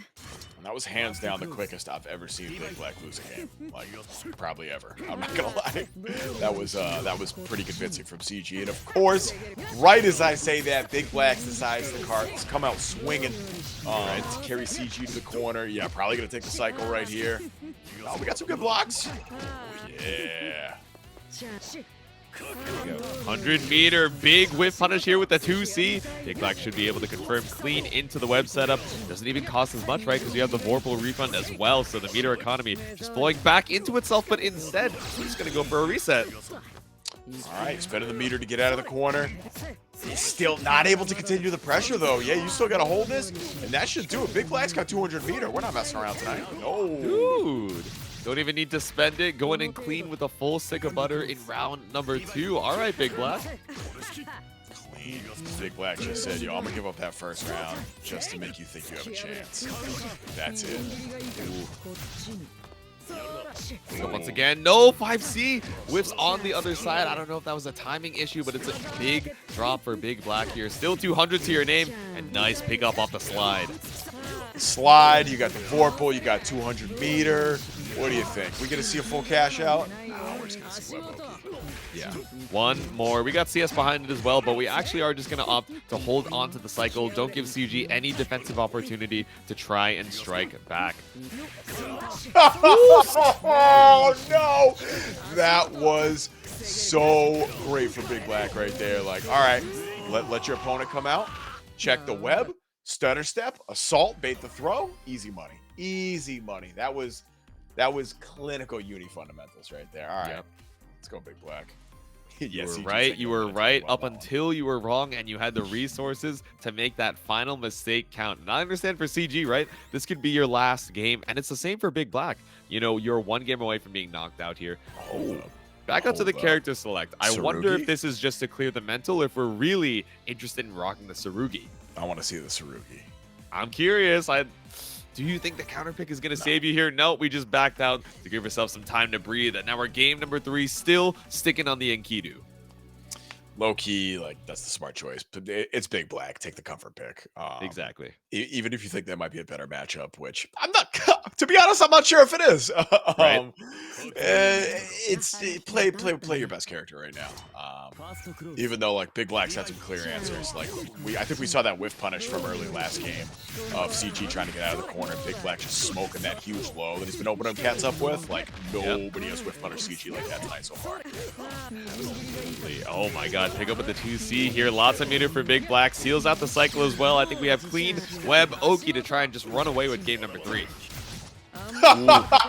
Yeah, that's what happens if you try to roll out of that. Like a lot of these top level players have already labbed that. Oh no, labbed the way to steal out the throw, but BigBlack doesn't get the full confirm off of it, so still has to find one more hit here for CG, and run up throw is all you need. Get the untackable throw right there. Yeah. And BigBlack is on set point. Oh, that could have been a punish. That is a punish, however. Gonna get the follow-up. BigBlack, 200 meter. Yeah, if you figure you extend this with a little meter, you're guaranteed the cycle. Yeah, here it is. Alright, web Oki once again, the triple web. CG, 100 meter to your name, 150 now, but still so scary. You're 2 touches away from BigBlack confirming into a VO and kill. Oh God, and again, CDP. Finds the spot to get out, spends the meter, and now he's gonna get the conversion too. Oh no, BigBlack's got the meter and goes for the reset.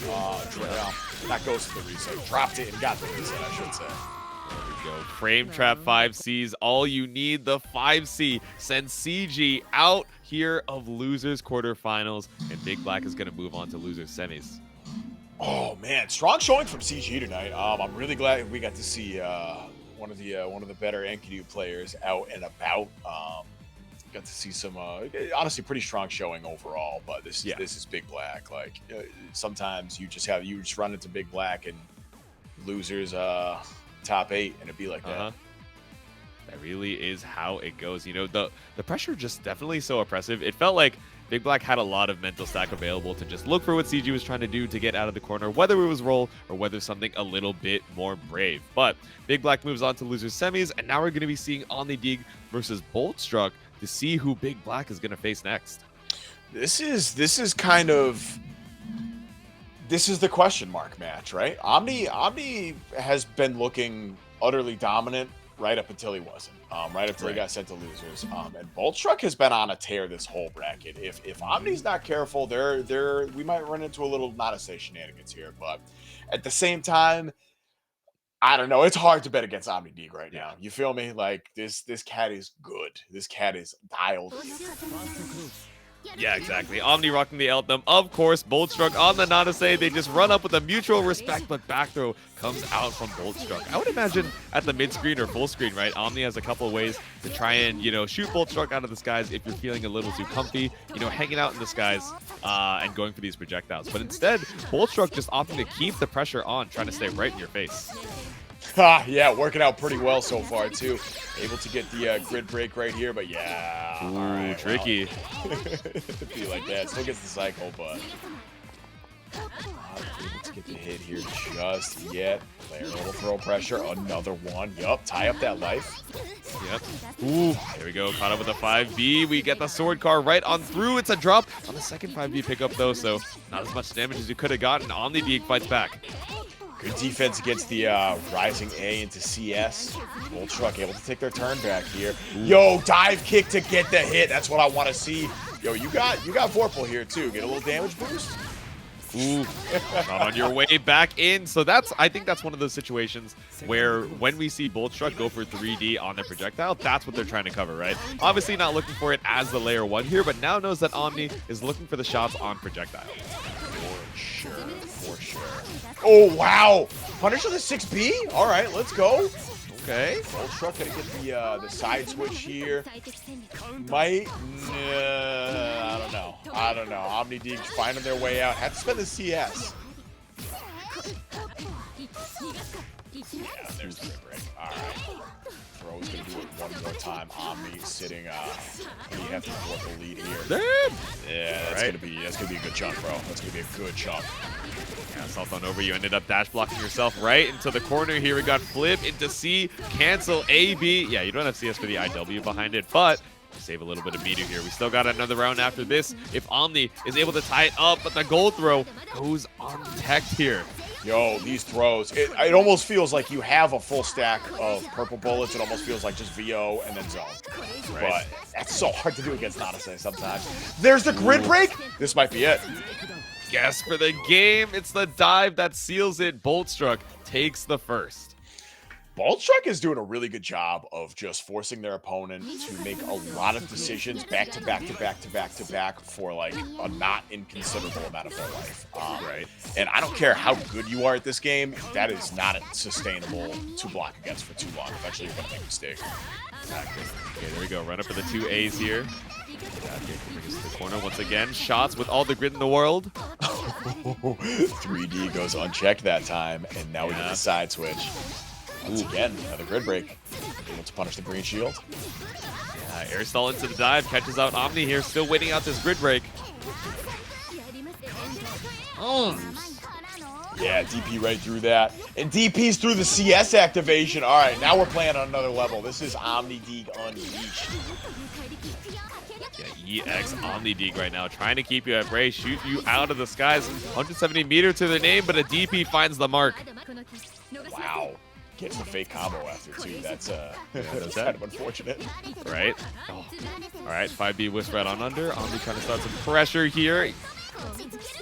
Yeah, swing reload there to keep it safe. Ooh. Oh, no. Okay, lands, gets the 5B, or excuse me, the 5A, and it's all good. Yeah.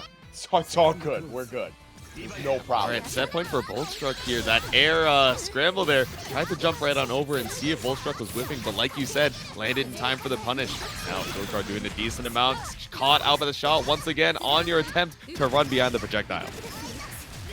Yeah, should be, getting almost a full rack of purple bullets here. Baits the VO, and that's going to be a big problem for Boltstruck. OmniDeag has that damage bonus from Vorpal anyway. We might see a little bit of a cash out. Yeah, there's the 100 meter. All right, purple bullets here. All the pink ran out from the VO. Lots of pink here from the grid. Seals it out with the hit as well. OmniDeag should have a decent amount of meter going into this next one. Kill off the dive kick. Shoot him out of the skies. Spending that late CS pretty much guarantees that Omni gets to go in with almost maxed out meter. That's going to be good for the resources game and final round of game 2 here. Ooh. What was that? Dash D throw? Lots of options off of that normal. Very scary here. Caught up with the whip. Triple, the kick, the triple, the kicks again, the EX. Oh, man, yeah. Another classic element combo. Here we go. Yep. Stagger, try and catch out something. The attempt. VO finds the mark here on the assault. Oh, yeah. Playing it safe right there. All right, Omni. Not really trying to mess with that fireball too heavy. Gets the counter poke, and here it is. Should be going up most of the way to the corner. Yeah, mashed on their CS. OmniDeag say, no. Let me start my pressure here. You got the screen freeze, but I am trying to stop your heart, stop your life here. And now it's 1 apiece. OmniDeag ties it up. I think that's like a perfect encapsulation of how that second game went too, right? Like Omni just had the post CS RPS down pat, whether they were the one CSing or it was Boltstruck. Very, very consistently had that ready. Yep. All right, game number 3, last game for one of these players out at losers quarterfinals, fighting for their life here. Let's see. This is for 5th place, if I remember correctly, too. It is, yeah. And we're about halfway done with the season right now, if I remember correctly. So like this is we're getting to the point where like every bit of your points matter. So this is a must win for both these cats. Yep. Bolt fans in the chat, send your love. Omni fans, do the same here. Game number 3, caught out with the dive kick. All right. Should get the reload. Purple bullets coming at you. Yup, gets the Oki too. This is the corner after all. Yeah, this is going to be some good damage. Oh, yeah. Oh, yeah. Doesn't need to spend the meter, but chooses to anyway. 4,500. This character still hits like a truck when she's all buffed with those bullets. Yeah, that's it. Shots in the face. Yes, say goodbye. Man, frame trap into stringing you up. Boltstruck down around here. It's set point for Omni. That's crazy. Obviously, this isn't over yet, but this is the same as BigBlack, right? Like Boltstruck comes out to a really solid early lead and then just gets crept back on. Let's see. Still has plenty of time to bring this back. Ooh, send the projectile. The green shield gets caught up by the grid break throw again. Every single time we have not seen the 3D past the projectile. I know it's risky, but so many times you've been getting shot out of your own run-up. Wow, bold press on the tech throw there. I like the dash block from OmniDeag to try to get out of the corner. And of course, we're going to get the side switch. Yep, shot up in the corner here. Grid all but secured. Active reload. Yeah, here it is. One more hit's going to do it. Oh, the fastball. You could have punished that. Hard to react to, but that's going to do it for OmniDeag. Oh, my goodness. Woo! That scared the heck out of me. I'm not going to lie. Jump scare fastball. Let's get it. That was not the option I was looking for, and I'm sure Bolt can say the same. Omni seals it out 2-1 here. Pretty, close set, except for that last game, right? It seemed like, seemed like Omni really had the download going into game number 3, but otherwise, seeing a lot of good stuff from Boltstruck, being really tricky with the air movement as well, keeping you at bay with the projectiles. Yeah, we saw off of that scramble as well, able to seal out that round, but just not enough, and you're going to be out at 5th place. Yeah, hey, and you know what? Making 5th is still pretty decent placing for this level of competition we have in these brackets. But yep. Yeah, I don't know. Omni's just been way too consistent in these brackets so far. Second, and third. Obviously, bracket right there. We're going up to winners set finals right now. Stranger versus Defiant, 1st to 3. But next, before we do anything, we gotta talk a little bit about burst limit, I think. Cause we're hopping right into it. Never mind. I mean, hey, burst limit, if you guys want to sign up for the next one, if you want a chance to fight, to be on stream just like these guys, again, sign up, get points, and qualify as we head into our winners finals, our first to 3 of the evening. They're trying to get straight into the action. I get it. Yeah. Stranger still sitting on the Batista, and Defi still playing the Carmine. All right. One turn action here brings you over to the corner, but no meter to hold down the Oki right after.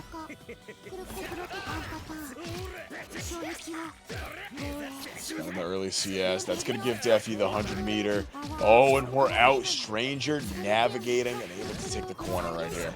Oh, that's a big hit. Yeah, Stranger looking dangerous right now. Picks up off of the overhead. Sweep with the 2C. Set the disco ball Oki. Oh, roll to get out. Gets caught by the low, though. My goodness. Wow.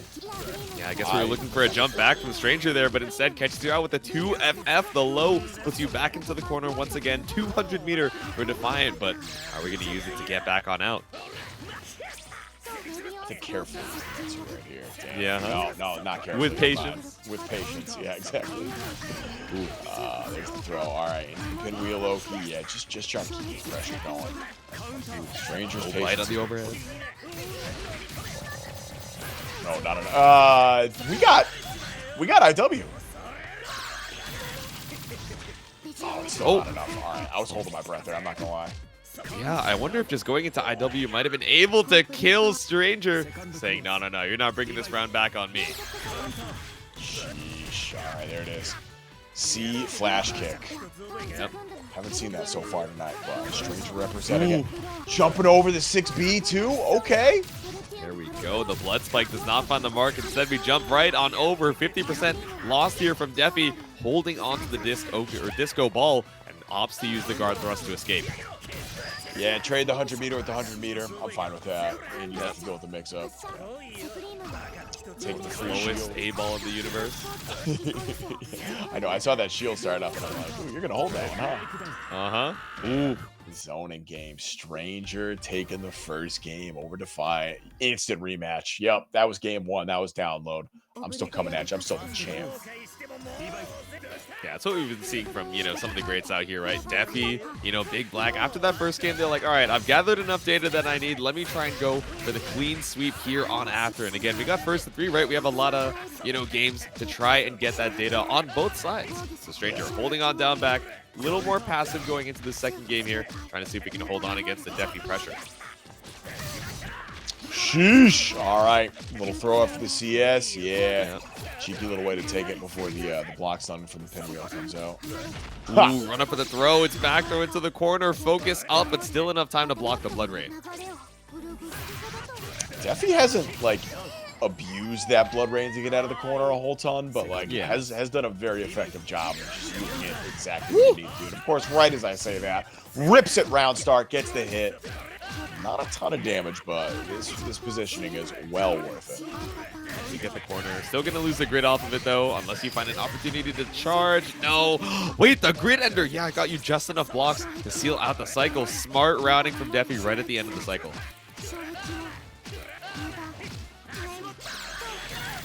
Yeah, that's what catches the assault. All right, well, what do you think? If you spend CS right here, you're going to build the 100 meter. Yeah, there it is. I don't think it's enough to kill, though. Still going to be just shy. Still got to do one more, I assume, overhead. No, still blocks it, though. Whiff. Good play shield. Looking for one last. Oh, that trade might come back to haunt Stranger right here. Definitely just needs one more hit. You're going to have to find it on defense, though. With Stranger taking the cycle, yeah, there's the disco ball. Ooh, does that the hit 2C low? caught you out. Yeah, you tried to go for a back tech to try and escape there, but instead caught out with 2C. Stranger just barely on the nick of death, able to tie up the round. That is insane. Oh my god. So some of these pixel health comebacks we've seen so far tonight have been kind of wild. Right. Strangers prove they're strong in the mental game. Ooh. Yeah, caught out with the follow-up on the 5B there. Thought that you could stay right out of range. Still, Stranger back up against the wall here. Uses CS to try and escape off the dash C. Disco ball comes out one more time. Use that as an opportunity to set the gem. Yep. Got to beware of puddle right there. So every advantage you can take, you take. All right, Defi spent the 100 for the guard thrust. Able to get CS right after, but not really acquiring much from it. Probably just looking for space. Yeah. Yeah, playing it slow here. You don't have a lot of meter, but you do have a lot of support from Boltstruck, rating with a party of 5. Thank you for stopping by here for winners, finals, NT on the run there, gamer. All right, gem explodes. Laser brings you back down. 6B to try and fight back, but I understand the down back. You still have laser behind it. Yeah, gotta be real careful with that. Oh, finally finds the... No, that's a massive drop. All right, you still got the corner, but yeah, you gotta make space now. Damn, go pick up the counter hit. Yep. Jesus. All right, Defi's got the cycle, and it doesn't look like you're gonna win this one, so you might as well rip that CS right here. Yep. Nah, Stranger gonna take it. Yeah, just waiting out the cycle here. You really don't have any reason to go crazy or start to go for a run-in, I say, but you get the air unblockable off of the laser CS, so seals it out with the dash C. Stranger up 2-0. 2-0, my goodness. All right, Stranger having quite the run time, right? Strong, but might be the beginning of the end here for Defiant. Runs up for the grid break throw, still able to get the off of the that's the most combo. Tilting first 20 seconds in a fighting game I've ever seen. You get grid broken, you get yellow thrown, and then you get hit like that, bro. Okay, at least you got the back though. You had to go a little crazy for it to retain the mental. Does not try and bait out the 3D, so Defiant gets the escape. Backdash OS. Does not bait the flash kick. The flash kick comes out a bit later and connects. And now Stranger able to get the pressure coming. We're going to get some... No, we're going to get the disco ball set up. There we go. Not able to pick up off of the last hits of Disco Ball, but still sends Defi all the way over to the other side. Now they have to, think, is Stranger going to go for the rush down to try and seal it out? Are they going to get caught up on the Blood Rain? No, not quite. Defi, really has to respect this pressure right here. That's crazy. Back throw. Oh, no. Full screen right here. The gem's right on you, too. Yeah, this is a rough spot to be in right here. Stranger looks kind of content to play the zoning game. Yeah, making space for the puddle. Right. Lock in. 30 seconds on the clock. Either way, it's one touch on both sides, so Stranger really just content to hold onto the zoning presence. So we're going to lose a cycle for it, though. Defi with CS. Yeah, that's the downside to playing the zoning game. Excuse me? All right, well. All right. So that move right there, I think that's how we saw Stranger close out the last game too, with the unblockable off the laser beam, if I remember correctly. Great air to air, and Stranger has been doing a phenomenal job of placing that exactly where it needs to go. Dude, and now it's set point for Stranger here. Still gets caught up by Defiant, just barely out of the 100-meter range, but especially with the meter that you got now, the CS available, might be able to set up some evil blood prison shenanigans, trying to lock down Stranger. Ooh. Oh, wow, great tech. CS. How did you go through him there? What? All right, that was tight. I blinked and I missed it, but speaking of, blink into the laser here to try and keep you locked down. 200 meter to Stranger's name. Yo, the shotgun blast ball from close range. All right, here we go. Stranger has 200 meter. Next hit could potentially kill right here. Oh, delay on the gem detonation. This is so scary. Defiant, any hit kills you.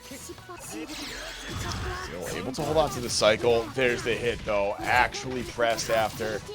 And we'll see. Barring any drops, now that's going to go right there. Spending the IW, and Stranger is going to send Defiant to losers 3-0.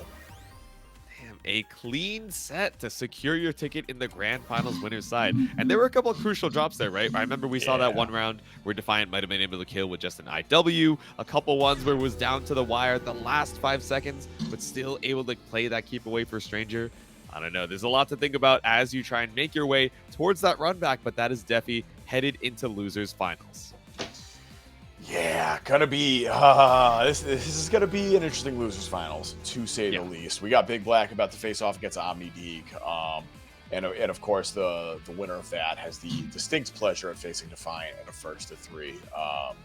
Who I believe, Defiant's the one who sent OmniDeag to losers.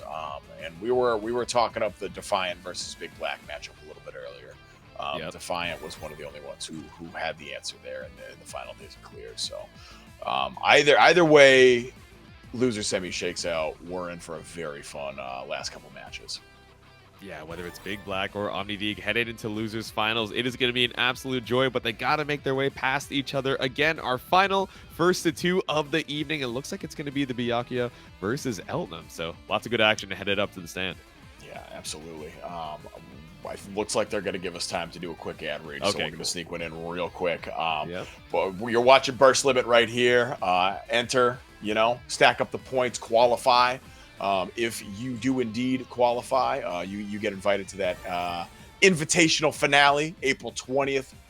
Winner of that gets flown out to Boston for Beach episode, which I am very excited about. That is your grand prize. Travel, hotel room, and event registration fully covered, but you got to take the W to get there.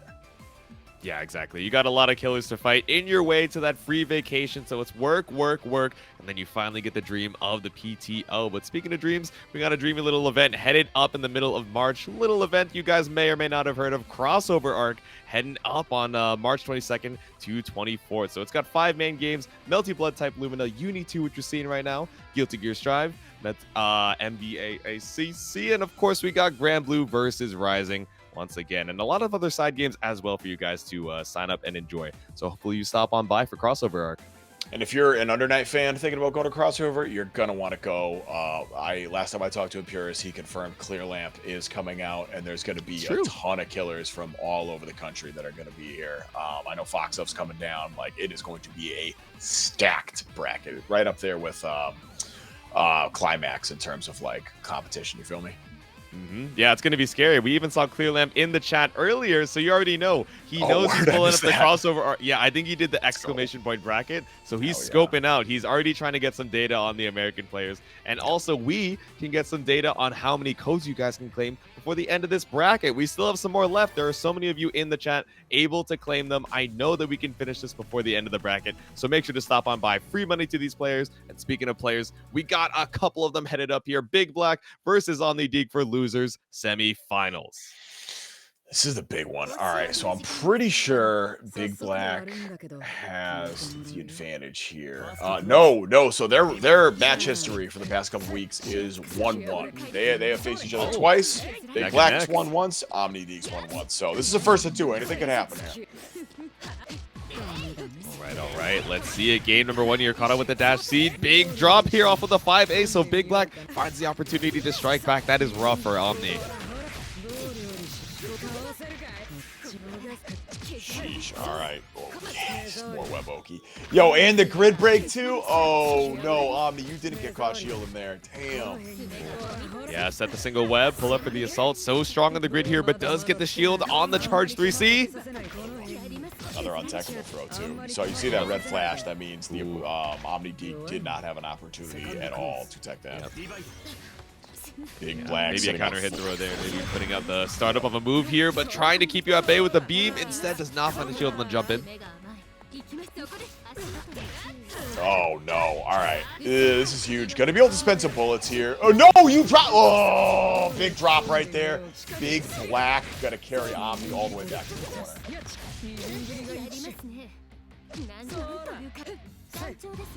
Okay, punch on through with the 2C, sweep on up with the green shields. Yeah, this is scary, right? You have the threat of CS right behind you. It's, you know, pretty... There's a lot of threat behind Omni trying to fight their way back out of the corner, but BigBlack still finds the sweep up. One more hit here from BigBlack to seal out this first game. There's the throw, and of course, webs are active, so we are going to take the extra damage from that. Unscaled doesn't matter. You know, when your health is that low, it does not make a difference. BigBlack taking their lead in this set. All right. First game over to BigBlack. Again, it's 1st to 2, our final 1st to 2 of the evening, right? So you don't have a lot of games to drop. You don't have a lot of health here when you're getting caught up with counter hit 2C. Oh, this is it right here. BigBlack just needs one more to eliminate OmniDeag and get the run back against Defiant. Sheesh, yeah. All right. Like you attempted out of the corner. Ooh, okay. All right, little jump forward, backdash, assault. Now, OmniDeag, gotta get the reset there. That, I don't know if that was intentional, but we're gonna take that. Hell yeah. Yeah, right. End up on the other side here, still get the side swap to keep that corner. OmniDeag so strong in the cycle. I think we just hold this back out to try and get the Celestial, but instead, not only does the throw swap up the sides, it swaps up the cycle. We break the grid. BigBlack in such a strong position to bring us to round number 2. Whoa, yeah, that was a must-tech throw, but the DP is gonna take it. Yeah, post-tech situations in this game. Oh, man. Definitely pays to know the RPS behind them. Man, BigBlack set point. Especially with all the meter behind it, it's so scary. BigBlack about to build the 200 off of getting shot into the corner. Omni, you cannot let go of any pressure here. No, if you're Omni, you need to keep this dialed up to 11 right now because BigBlack's game plan has been too patient so far to let him get away. Ooh, good shot to 6C. Ha! Yeah, no assault this time. All right, OmniDeag finally gets caught slipping on the offense. BigBlack gets the turnaround, catches the backdash, and it doesn't matter. Dash kick gonna connect, no conversion. Yeah, the airborne 5A hit, a little awkward to try and confirm off of. Still stuck against the corner here. It's not great for Omni, but decent amount of health. Yeah, this is gonna be a full confirm into the web Oki too. Yeah, we haven't really been seeing the IW cash outs, and I don't blame them. Like BigBlack knows, yeah, this is a pretty optimal way to run some offense, and if I have some meter to back this up, if I need it, that's even better. Case in point right here, this is it. Spend one and you're probably dead, especially with that Celestial damage coming through from BigBlack. Yeah, I think so. Say goodbye. Spending, oh wow, chain shift too. Everything. I agree. BigBlack takes 2-0 over OmniDeag. Yep, OmniDeag trying to clear that top web, but immediately looking for the 2-2 series to catch you with the low. Sends Omni out here as BigBlack moves on to losers finals. Valiant effort, though. All right. Everybody remaining in this bracket, BigBlack has a winning record against. Ooh, except Str4ng3r, I think, actually. I think Str4ng3r is the only one to take one over on BigBlack, if I remember correctly. Okay, so he has a good amount of history against a lot of these players, but let's see if he can make it into that loser side grand finals against Str4ng3r. I mean, you got Defi in your way, and speaking of familiarity, you guys are familiar with the match, Reno, and I know that we got 17 codes remaining. We can clear that out by the end of the night. Make sure to stop on by as we head into losers final. That's what I'm saying. There's so many of you here in the chat to check out this awesome losers finals while we're loading in. It's so easy. 10 seconds of your time for a free 25 cents over to the pot. Make sure to stop on by. That's crazy. All right, here we go. BigBlack versus Defiant. So Defiant, as of late, has had the offline advantage, so to speak. Yes. But online, BigBlack, at least in this series, is 1-0 against Defiant right now for the last 9 games. And it already starts. Not able to fully check the roll right here, but you're playing mad patient right now. You're trying to bait something out. Ooh, yeah, tried to go for the dash C, but instead Defi taking to the skies. It's all the time in the world to go for the whiff punish there from the top rope. Swap the sides here. Interesting, no, but we still put you back into the corner. Yeah, charge JC, a pretty good move for KaiAi. No surprise, we're gonna see that a little more here. Look at this damage, better the CS. Get the meter, get the setup too. All right, Defi, gonna try to hold on to this life lead. Yeah, double bomb goes for the Oki here. Still got the blood puddle behind you. If BigBlack gets a little bit too greedy, but instead we just jump right on out. Ooh! Ready for the reaction to the super flash. EX for EX. Defi takes the first round. Quite the turnaround there. All right. Defi proving they're still feeling plenty hot enough for this bracket. Yo, did you see that shield? That was very nearly a grid break. Oh my goodness. Jesus. Just unlucky. Really avoiding disaster there. Yeah, for real. Still, BigBlack holding on to the 200 meters, so you know what that means. Get the spider Oki one more time. The webs are out in force. Gonna steal the cycle here too. Yeah. Was that the? Okay. Oh. Yeah, I tried to go for guard thrust there. It cleared out the webs, but it doesn't take BigBlack off the screen. Still in range to pull up at the dash C. Now you're stuck in the corner once again. I don't think CS is able to kill. Run up throw works just fine right here again. Yup, I think so. Yeah, chain shift to get the cycle too. Okay, that's huge. Got the cycle, got the bridge break. Now it's one touch. You need a couple good throws or one good hit. Seal it out. Wait, how did BigBlack get that? Oh, okay. Instantly gets grid broken, so it doesn't matter, but that's wild. Okay. All right. I'll need a replay on that one, but still, yeah. Defiant pulls up to take game number 1. I think what happened, I can't remember, I might have blinked and missed a CS, but like Defi like went down to 0 grid, and then like the exact sec that the grid became unbroken for BigBlack. So the cycle went out, and like BigBlack supposed to block something. That was just honestly unlucky timing. Defi's still able to take it back, but it's true. Yeah. Wonky little grid interaction there as we head to game at number 2, just sending out the 6B. Finds a nice little like confirm. Yeah, 6B was already active. Kind of had to block that. All right. Yeah, BigBlack playing so patient here, waiting for the meter to come back up. Lots in the tank here. Feeling pretty comfortable, just holding out against a lot of this defense. If you don't have the actual knockdown, it's scary for Defi to try and set something up, but still caught out with the overhead. Yeah, I would have got smoked there too. I'm not gonna lie. Oh my goodness, rising button into a falling button. Yeah, I'm gonna get hit by that.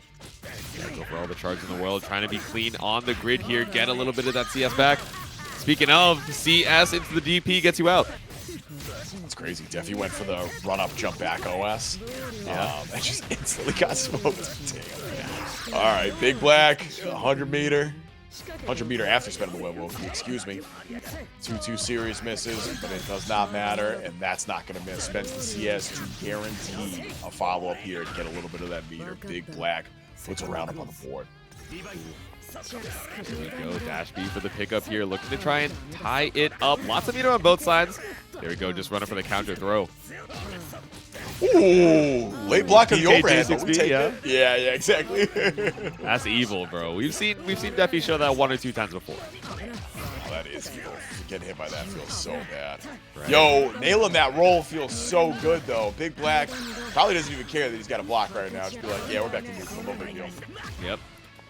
Okay, set the puddles. You know, we're scared of the web, scared of the puddles here. We are not even fighting toe-to-toe anymore. Sheesh. All right, Warple damage buff, guaranteed the cycle right here. Yeah, spend it. Might spend the 100. Might even be worth spending the early CS. You could probably still steal the cycle back. Might want to hold on to it just in case Defiant wants to take a risky maneuver to get out, and it's not going to matter. None of it's going to matter, J2, because this is 100% dead, guaranteed. No drops, no fools. One must imagine Defi happy, but not as happy after losing that one game. Now we're tied up 1 apiece. Both of these characters, right? So scary once they're finally able to get their strong knockdowns with meter behind it. So strong in the set play. I guess both of them have these metered reversals. We have BO as well to try and escape, but of course, you know the player on the other side of the screen is scouting out any defensive option you have. Let's see it for game number 3. And you know there's that history behind this game, too, where both those players do have that respect for each other. So, yeah, 100% agree there. Aha, there it is! Assault! Oh, my goodness. The more things change, the more they stay the same. Run up assault and bait the throw. Hell yeah. There we go. Set up the triple web. Yeah, 2-2-X still gives you enough time to be able to throw you back into the corner after the roll. Still got the overhead web right above you.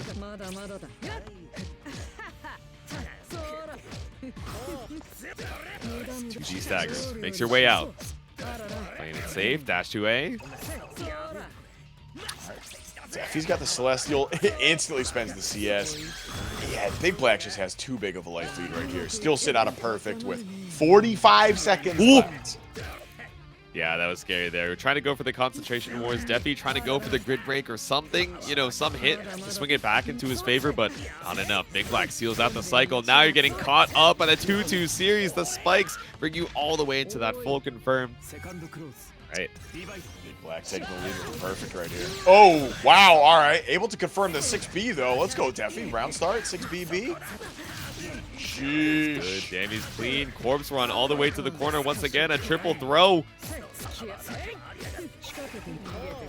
Ooh, Oh, all right, yeah, stand shield. shielded Not ready to overhead. confirm. Yeah. Still has to watch that web, though. With full charge right in front of your face, bold like that. BigBlack, that's a lot of respect coming out from Defi. But now they're pissed. They're saying, hell no, I'm not going to let you charge grid right in front of my face. We pull up to tie up the rounds. I think that charge was meant to, like, bait Defi into doing something dumb, getting clipped by the web right there. Defi was just having none of that. Yeah. All right, 1 apiece on games, 1 apiece on rounds. Lots of meter on both sides. It's explosive as soon as we get this first hit. So both of them playing with so much respect. CS to take the space. Yeah, recognizing, okay, I'm not going to get the punish right here, so we're just going to take the dash block. I'm not trying to get too risky with this. Ooh. Speaking of which. Go, counter hit, picked up into the pinwheel. On the other side, you tech out of the corner, but throw puts you right on back. So much meter for Defi. Talked about that earlier, like, Defi's throw game against BigBlack, there's some history there, and it's working out pretty well because when we represent the strike, it kills. Once again, yeah, that's what I'm saying. That's what I'm saying. Maximize your hits. Defiant. Take it game 3. Only needs 1 more to eliminate BigBlack. Yeah, I like CVOIW there. You know, in previous sets, we've seen Defi drop a game or two, or drop a round or two from trying to be a little too stylish. Go for something simple, and now you're 1 game away from moving on to Grand Finals loser's side. This Carmine is looking scary right now. AB Ender into more throws. That's what I'm saying. Yeah. All right. Got caught stand teching that time. I see you. Counter hit with a jump down. Maybe BigBlack looking for a 5A to try and check, but a little bit too late. Defiant seals out the round so quick. It's set point. BigBlack got strike thrown right there in a big way. Yeah. In a big way. It's funny, like, the higher level I feel like you watch in this game, the more it just starts to get back to, like, regular fighting game fundamentals. Exactly. It's very funny. But one of the reasons this game's so interesting. Yeah, keep it basic, keep it simple. You just have a little 5-second stare down right in each other's face. Now we let the VO rock cross up to the other side with the jump through. Defiant escapes the corner. It's huge. BigBlack, yeah, just barely taking that cycle too. All right, this could be huge for trying to get some offense going right here. But you're still quite the deficit. Damn, look at this. BigBlack in a deficit. Defi looking defiant. So confident going into trying to seal out this last round, but not a lot of meter behind it though. Yeah, Defi's gonna play a patient right here. Once they get that meter though, it really feels like they're one like 6 BB confirm away from just doing the mother load to BigBlack. Exactly. Oh my god, got the Celestial behind it too. Like you said, one confirm into the 20% extra damage by being able to seal it out. This is so scary from BigBlack. Alright, lots of strike. We're gonna see a throw after this next one. No, there's the CS. Yeah. Woo! Yo, low key. No, pick up off the dash C. That could have been it. BigBlack didn't get the chance to tie it up. Defiant gets the jump in. You do not have enough for the 200. I think you still go for the Blood Prison here to set up for one potential last Oki. Nah, you're still alive with just a little bit, right? Yeah, I think so. Yep. Yeah, Ooh! the throw. Yep, there's the throw. Came a little later than I said, but I'm still gonna take credit for that one. No big deal. Exactly. You were right. You were just a little ahead of your time. And BigBlack getting a little ahead of himself with the 3D. Had some meter behind it. Tried to go meterless to keep, some gauge in the tank for that set play afterwards, but it didn't work out. No throw beats that pretty clean right here. This was a really fun set, but Defi's just ability to really control the pace of that and maintain the pace of that felt like kind of the deciding factor, especially in those last couple games. We saw this position a lot where Defi is just playing around BigBlack in the corner, spending the meter, getting the setup, and just playing like right underneath that. If you look at the clock on the screen, right about behind that, it almost feels like we're playing in the Grand Blue zone right now. You feel me? Like Exactly. Defi plays the control game so good coming out of the corner. And that is going to be losers finals. We got one more grand finals coming at you, but before we do that, we have some more work to do. We got some more burst limit stuff to plug. So y'all are already watching it. If you want in this, there is still plenty of time to get some more points. Sign up, get points, qualify. I think like top 5 or whatever did you say it was, like pretty competitive, lots of points. But after that, it's like I think 8th place has a 30 points. So like if you're sick and you believe in your skill, you could still come out and try to qualify. If you place in the top 8 leaderboard for the game of your choice, you qualify for the finals, which is going to be on April 20th. Invitational only to those that have made top 8. Winner of that bracket gets flown out to Beach episode, Boston Blue Beach episode, which is going to be on August 10th and 11th in the Westin Waltham. Yeah. So many sick games that you guys, I'm sure, are excited to see. Start.gg/beach if you want to get registered with the hotel and, of course, with the games registration as well, August 10th to August 11th. But we got another event heading up real soon, just in a few weeks here. Crossover arc heading up in the middle of March 22nd to March 24th. The 5 main games, of course, Melty Blood type Lumina, UNI2, Guilty Gear Strive, MBAC, and Grand Blue versus Rising, and so many other side games that I'm sure you guys are excited for as well. Stop on by the start.gg, again, March 22nd to March 24th. And again, if you like Uni, there are some crazy good Uni players coming out. So even if you don't get the chance to come out and compete yourself, like hop on Twitch, they're going to be well worth watching. Yep. And if you want to watch some other some fun regional action, we have a monthly coming up March 16th, right at Balance Patch. BBCF, Under Night 2, and Guilty Gear are going to be kind of headlining, so to speak, on the stream. But we're going to have Grand Blue Rising. We're going to have some Type Lumina. We're going to have King of Fighters. We're going to have Rev 2. And this would not be Boston Blue Beat if Sailor Moon wasn't there in some form, at least. So pull up for that. It is going to be a ton of fun. And we always like low-key get some good placement players to come out too. Those brackets are quite fun. We got I think what's our code situation left, bro? We have codes left.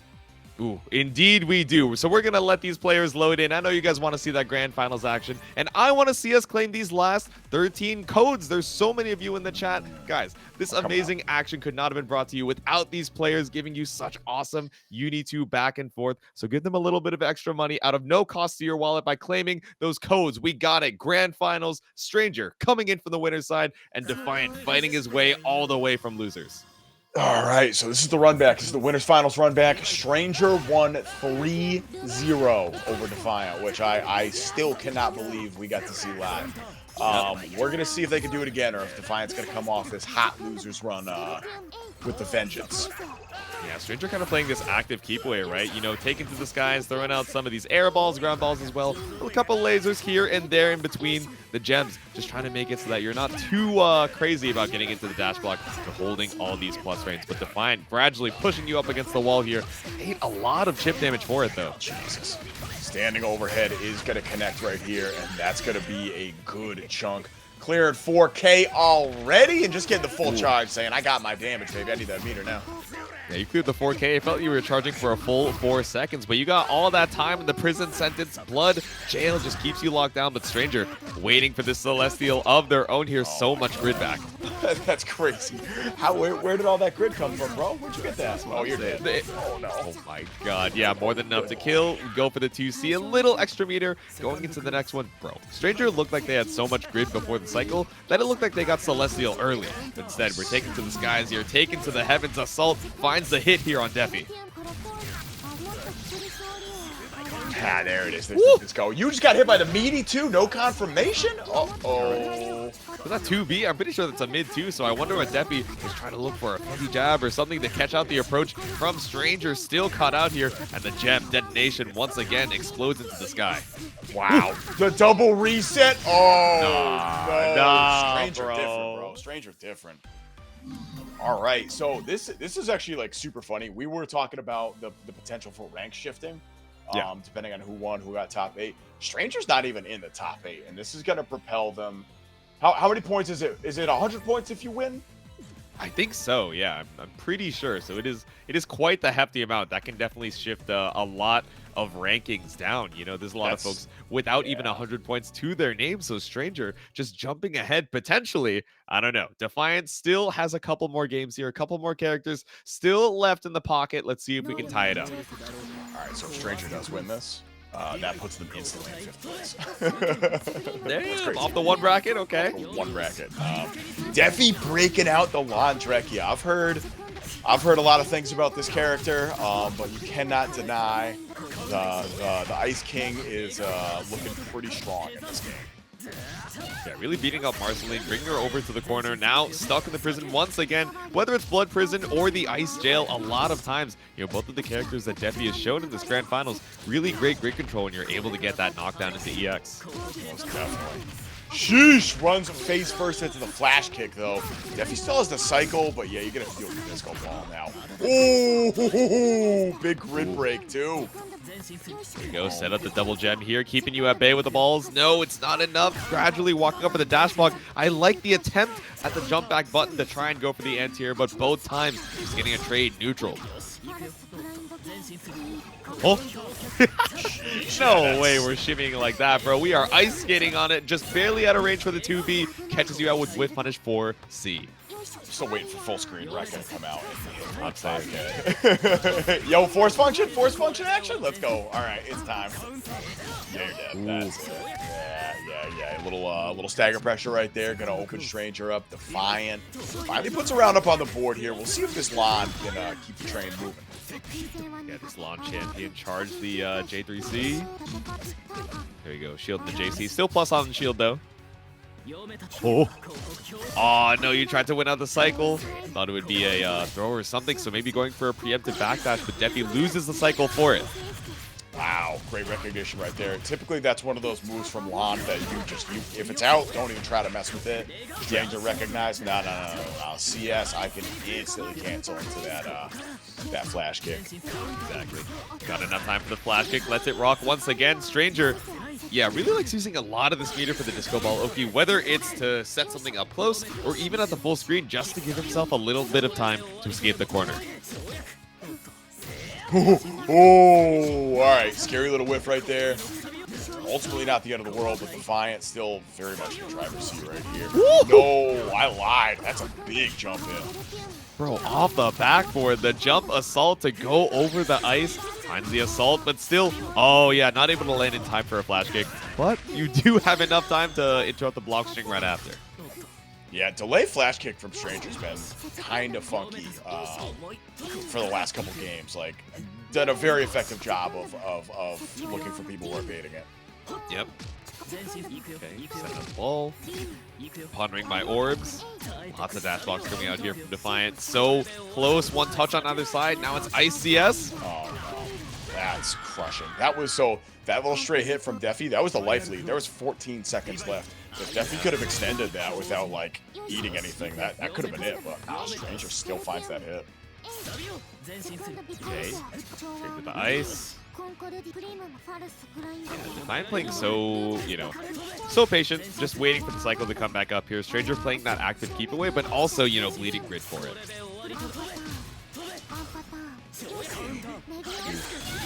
I got caught by the ball, but still you take the skies with Ice Rain. Doesn't matter, Stranger caught up in the corner. All right, here it is. So yeah, great starter, obviously. Into the turret setup too. Yeah, there's a throwback. All right. Stranger had been blowing up turret setup with a flash kick so far. Not biting that time. Defiant might finally be able to take a game here? Question mark. We'll see. Yeah, let's see it. Blossom right behind. Ooh, VO blocked. Defi, I don't think you have enough for the meter, but I don't know. Meterless damage. I think it's just enough not to kill. Oh, never mind. You got CS. My fault. Yeah, just barely. Still doesn't build the meter, though. I was so sure. I was you were gonna get the 100, yeah. Oh, no. Yeah, now you need one more hit. Throw kills here, obviously, but, like, you don't want to give Stranger a way out, and there it is. All right, we got Celestial, but it's not enough. Brought back down to earth here with the JV. Defiant ties it up 1-1. All right, so far, the Landrekia pick has worked out. We'll see if this is sustainable right here. Stranger's had a pretty decent adjustment game so far tonight. That being said, I don't know. I believe in Defiant's Landrekia. I still think this could go on. Yeah. All right, tied up on a piece here. Running for the Rekka. Finds the punish off the shield.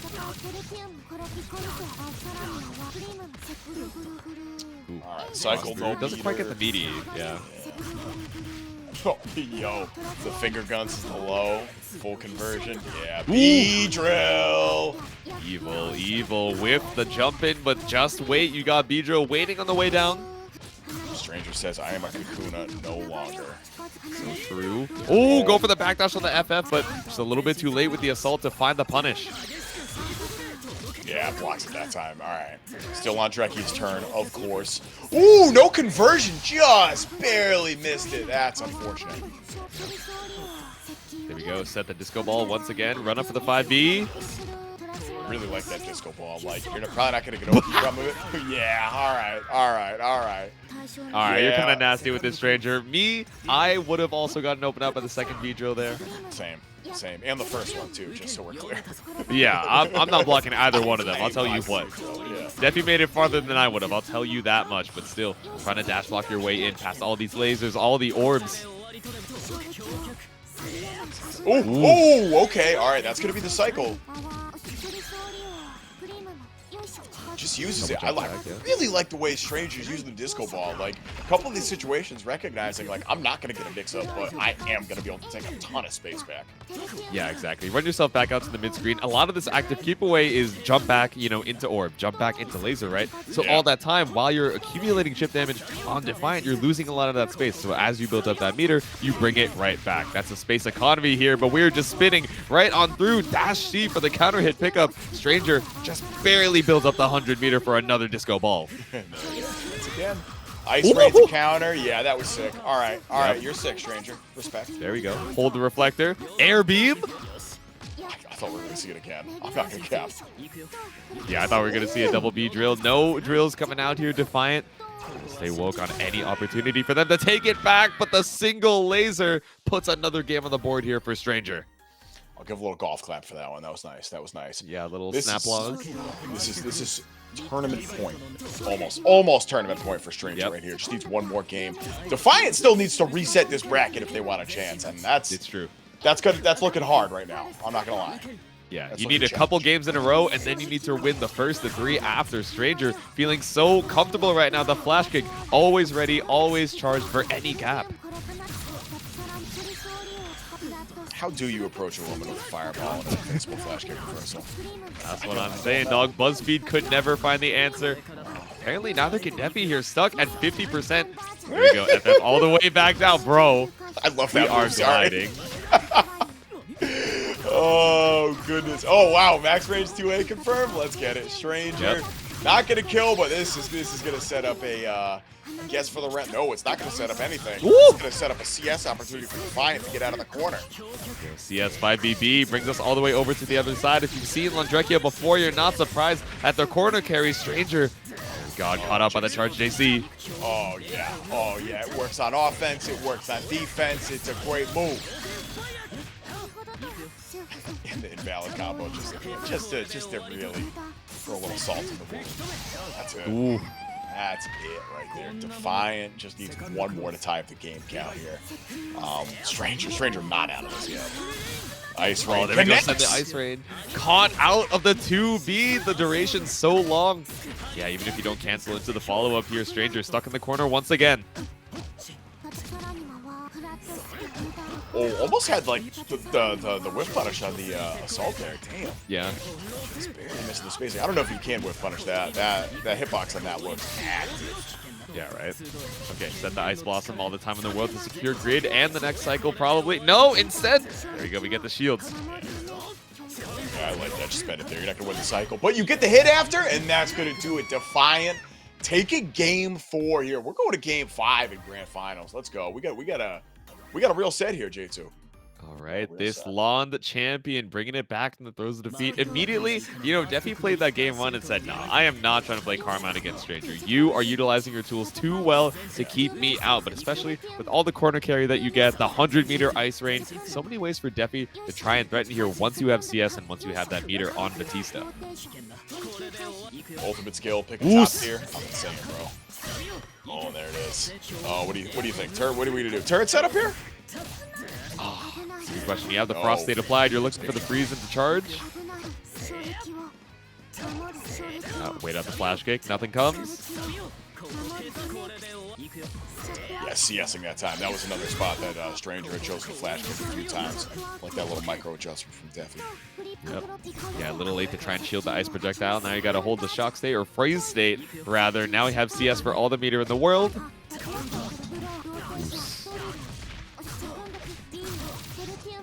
Caught up 200 meter to your name. Should be able to extend the combo long enough for cycle. No, caught up by B-Drill on the other side. That was tricky. A Stranger, another 100 for Disco Ball. Yeah, there it is. You called it. All right. It's disco time. Ooh, that could be huge, though. All right, veil off. Yes, but the meter. Oh my God, ice rain into the ice projectile. We saw the attempt on the bait from Stranger, but barely. Still delayed the VO. All good because Stranger is on tournament point. All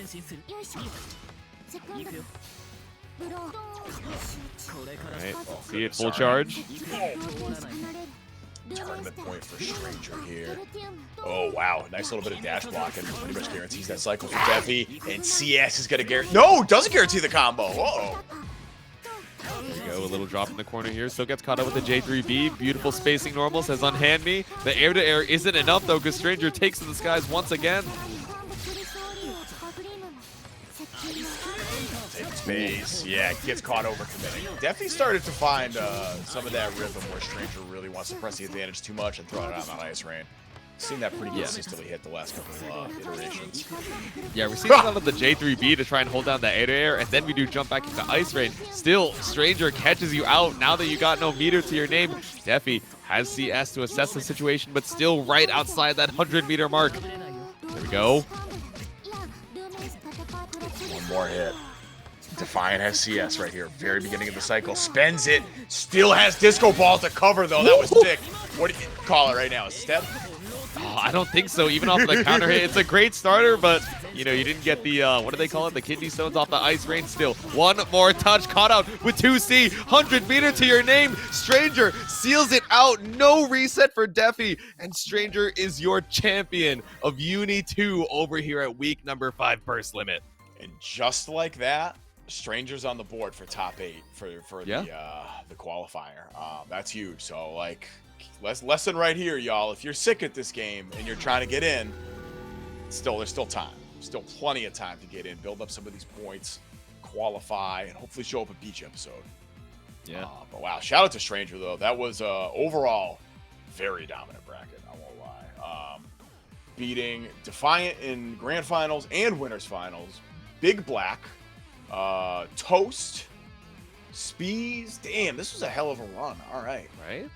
Not dropping. Yeah, taking a lot of names on your way over here to grand finals. Of course, you know, had Defi started with the Laundrecchia, could we be seeing a different story? Maybe. But, you know, truly believed in the Carmine going into that game 1. It was so close, but now Defi, you know, got some flames in their eyes. Maybe they're going to be looking for the run back next week. And, of course, you guys can join next week as well with exclamation point burst limit over there in the chat. Sign up, get your points, and try and fight for those rankings.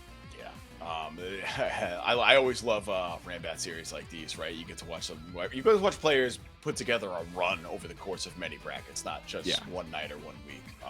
So I'm super excited to see how that final invitation really pans out. Not only because the winner gets to go to Boston Blue Beach episode, but it'll just be fun watching everybody who's like really been there competing put it all into one last bracket. So I definitely hope I'm around for that one. Hell yeah. Hopefully so. And thank you guys for being around this entire evening. That's going to be the end of week 5 UNI2 over here at Boston Blue Beats Burst Limit. Lennox, any last words for the people before we send them on their merry way? Follow me on socials, Lennox207, pretty much everywhere. That's all I got, though. Catch me at Crossover Arc, more importantly. That is coming up in less than a month right now, and I am beyond excited. Yeah, that's all I got, my man. What you rocking for tonight? Hell yeah. I mean, if you guys are going to be at TNS9, make sure to say hello. I'll be at Crossover as well. And if you want to keep up with me in general, of course, twitter.com/Jadesu_. It looks like we're going to be hitting Hanzo Gonzo with the raid. So again, thank you guys for stopping on by. I think we claimed all those codes, but just for the one time, I'll drop it. And thank you so much for stopping on by. You have a good night. Peace out.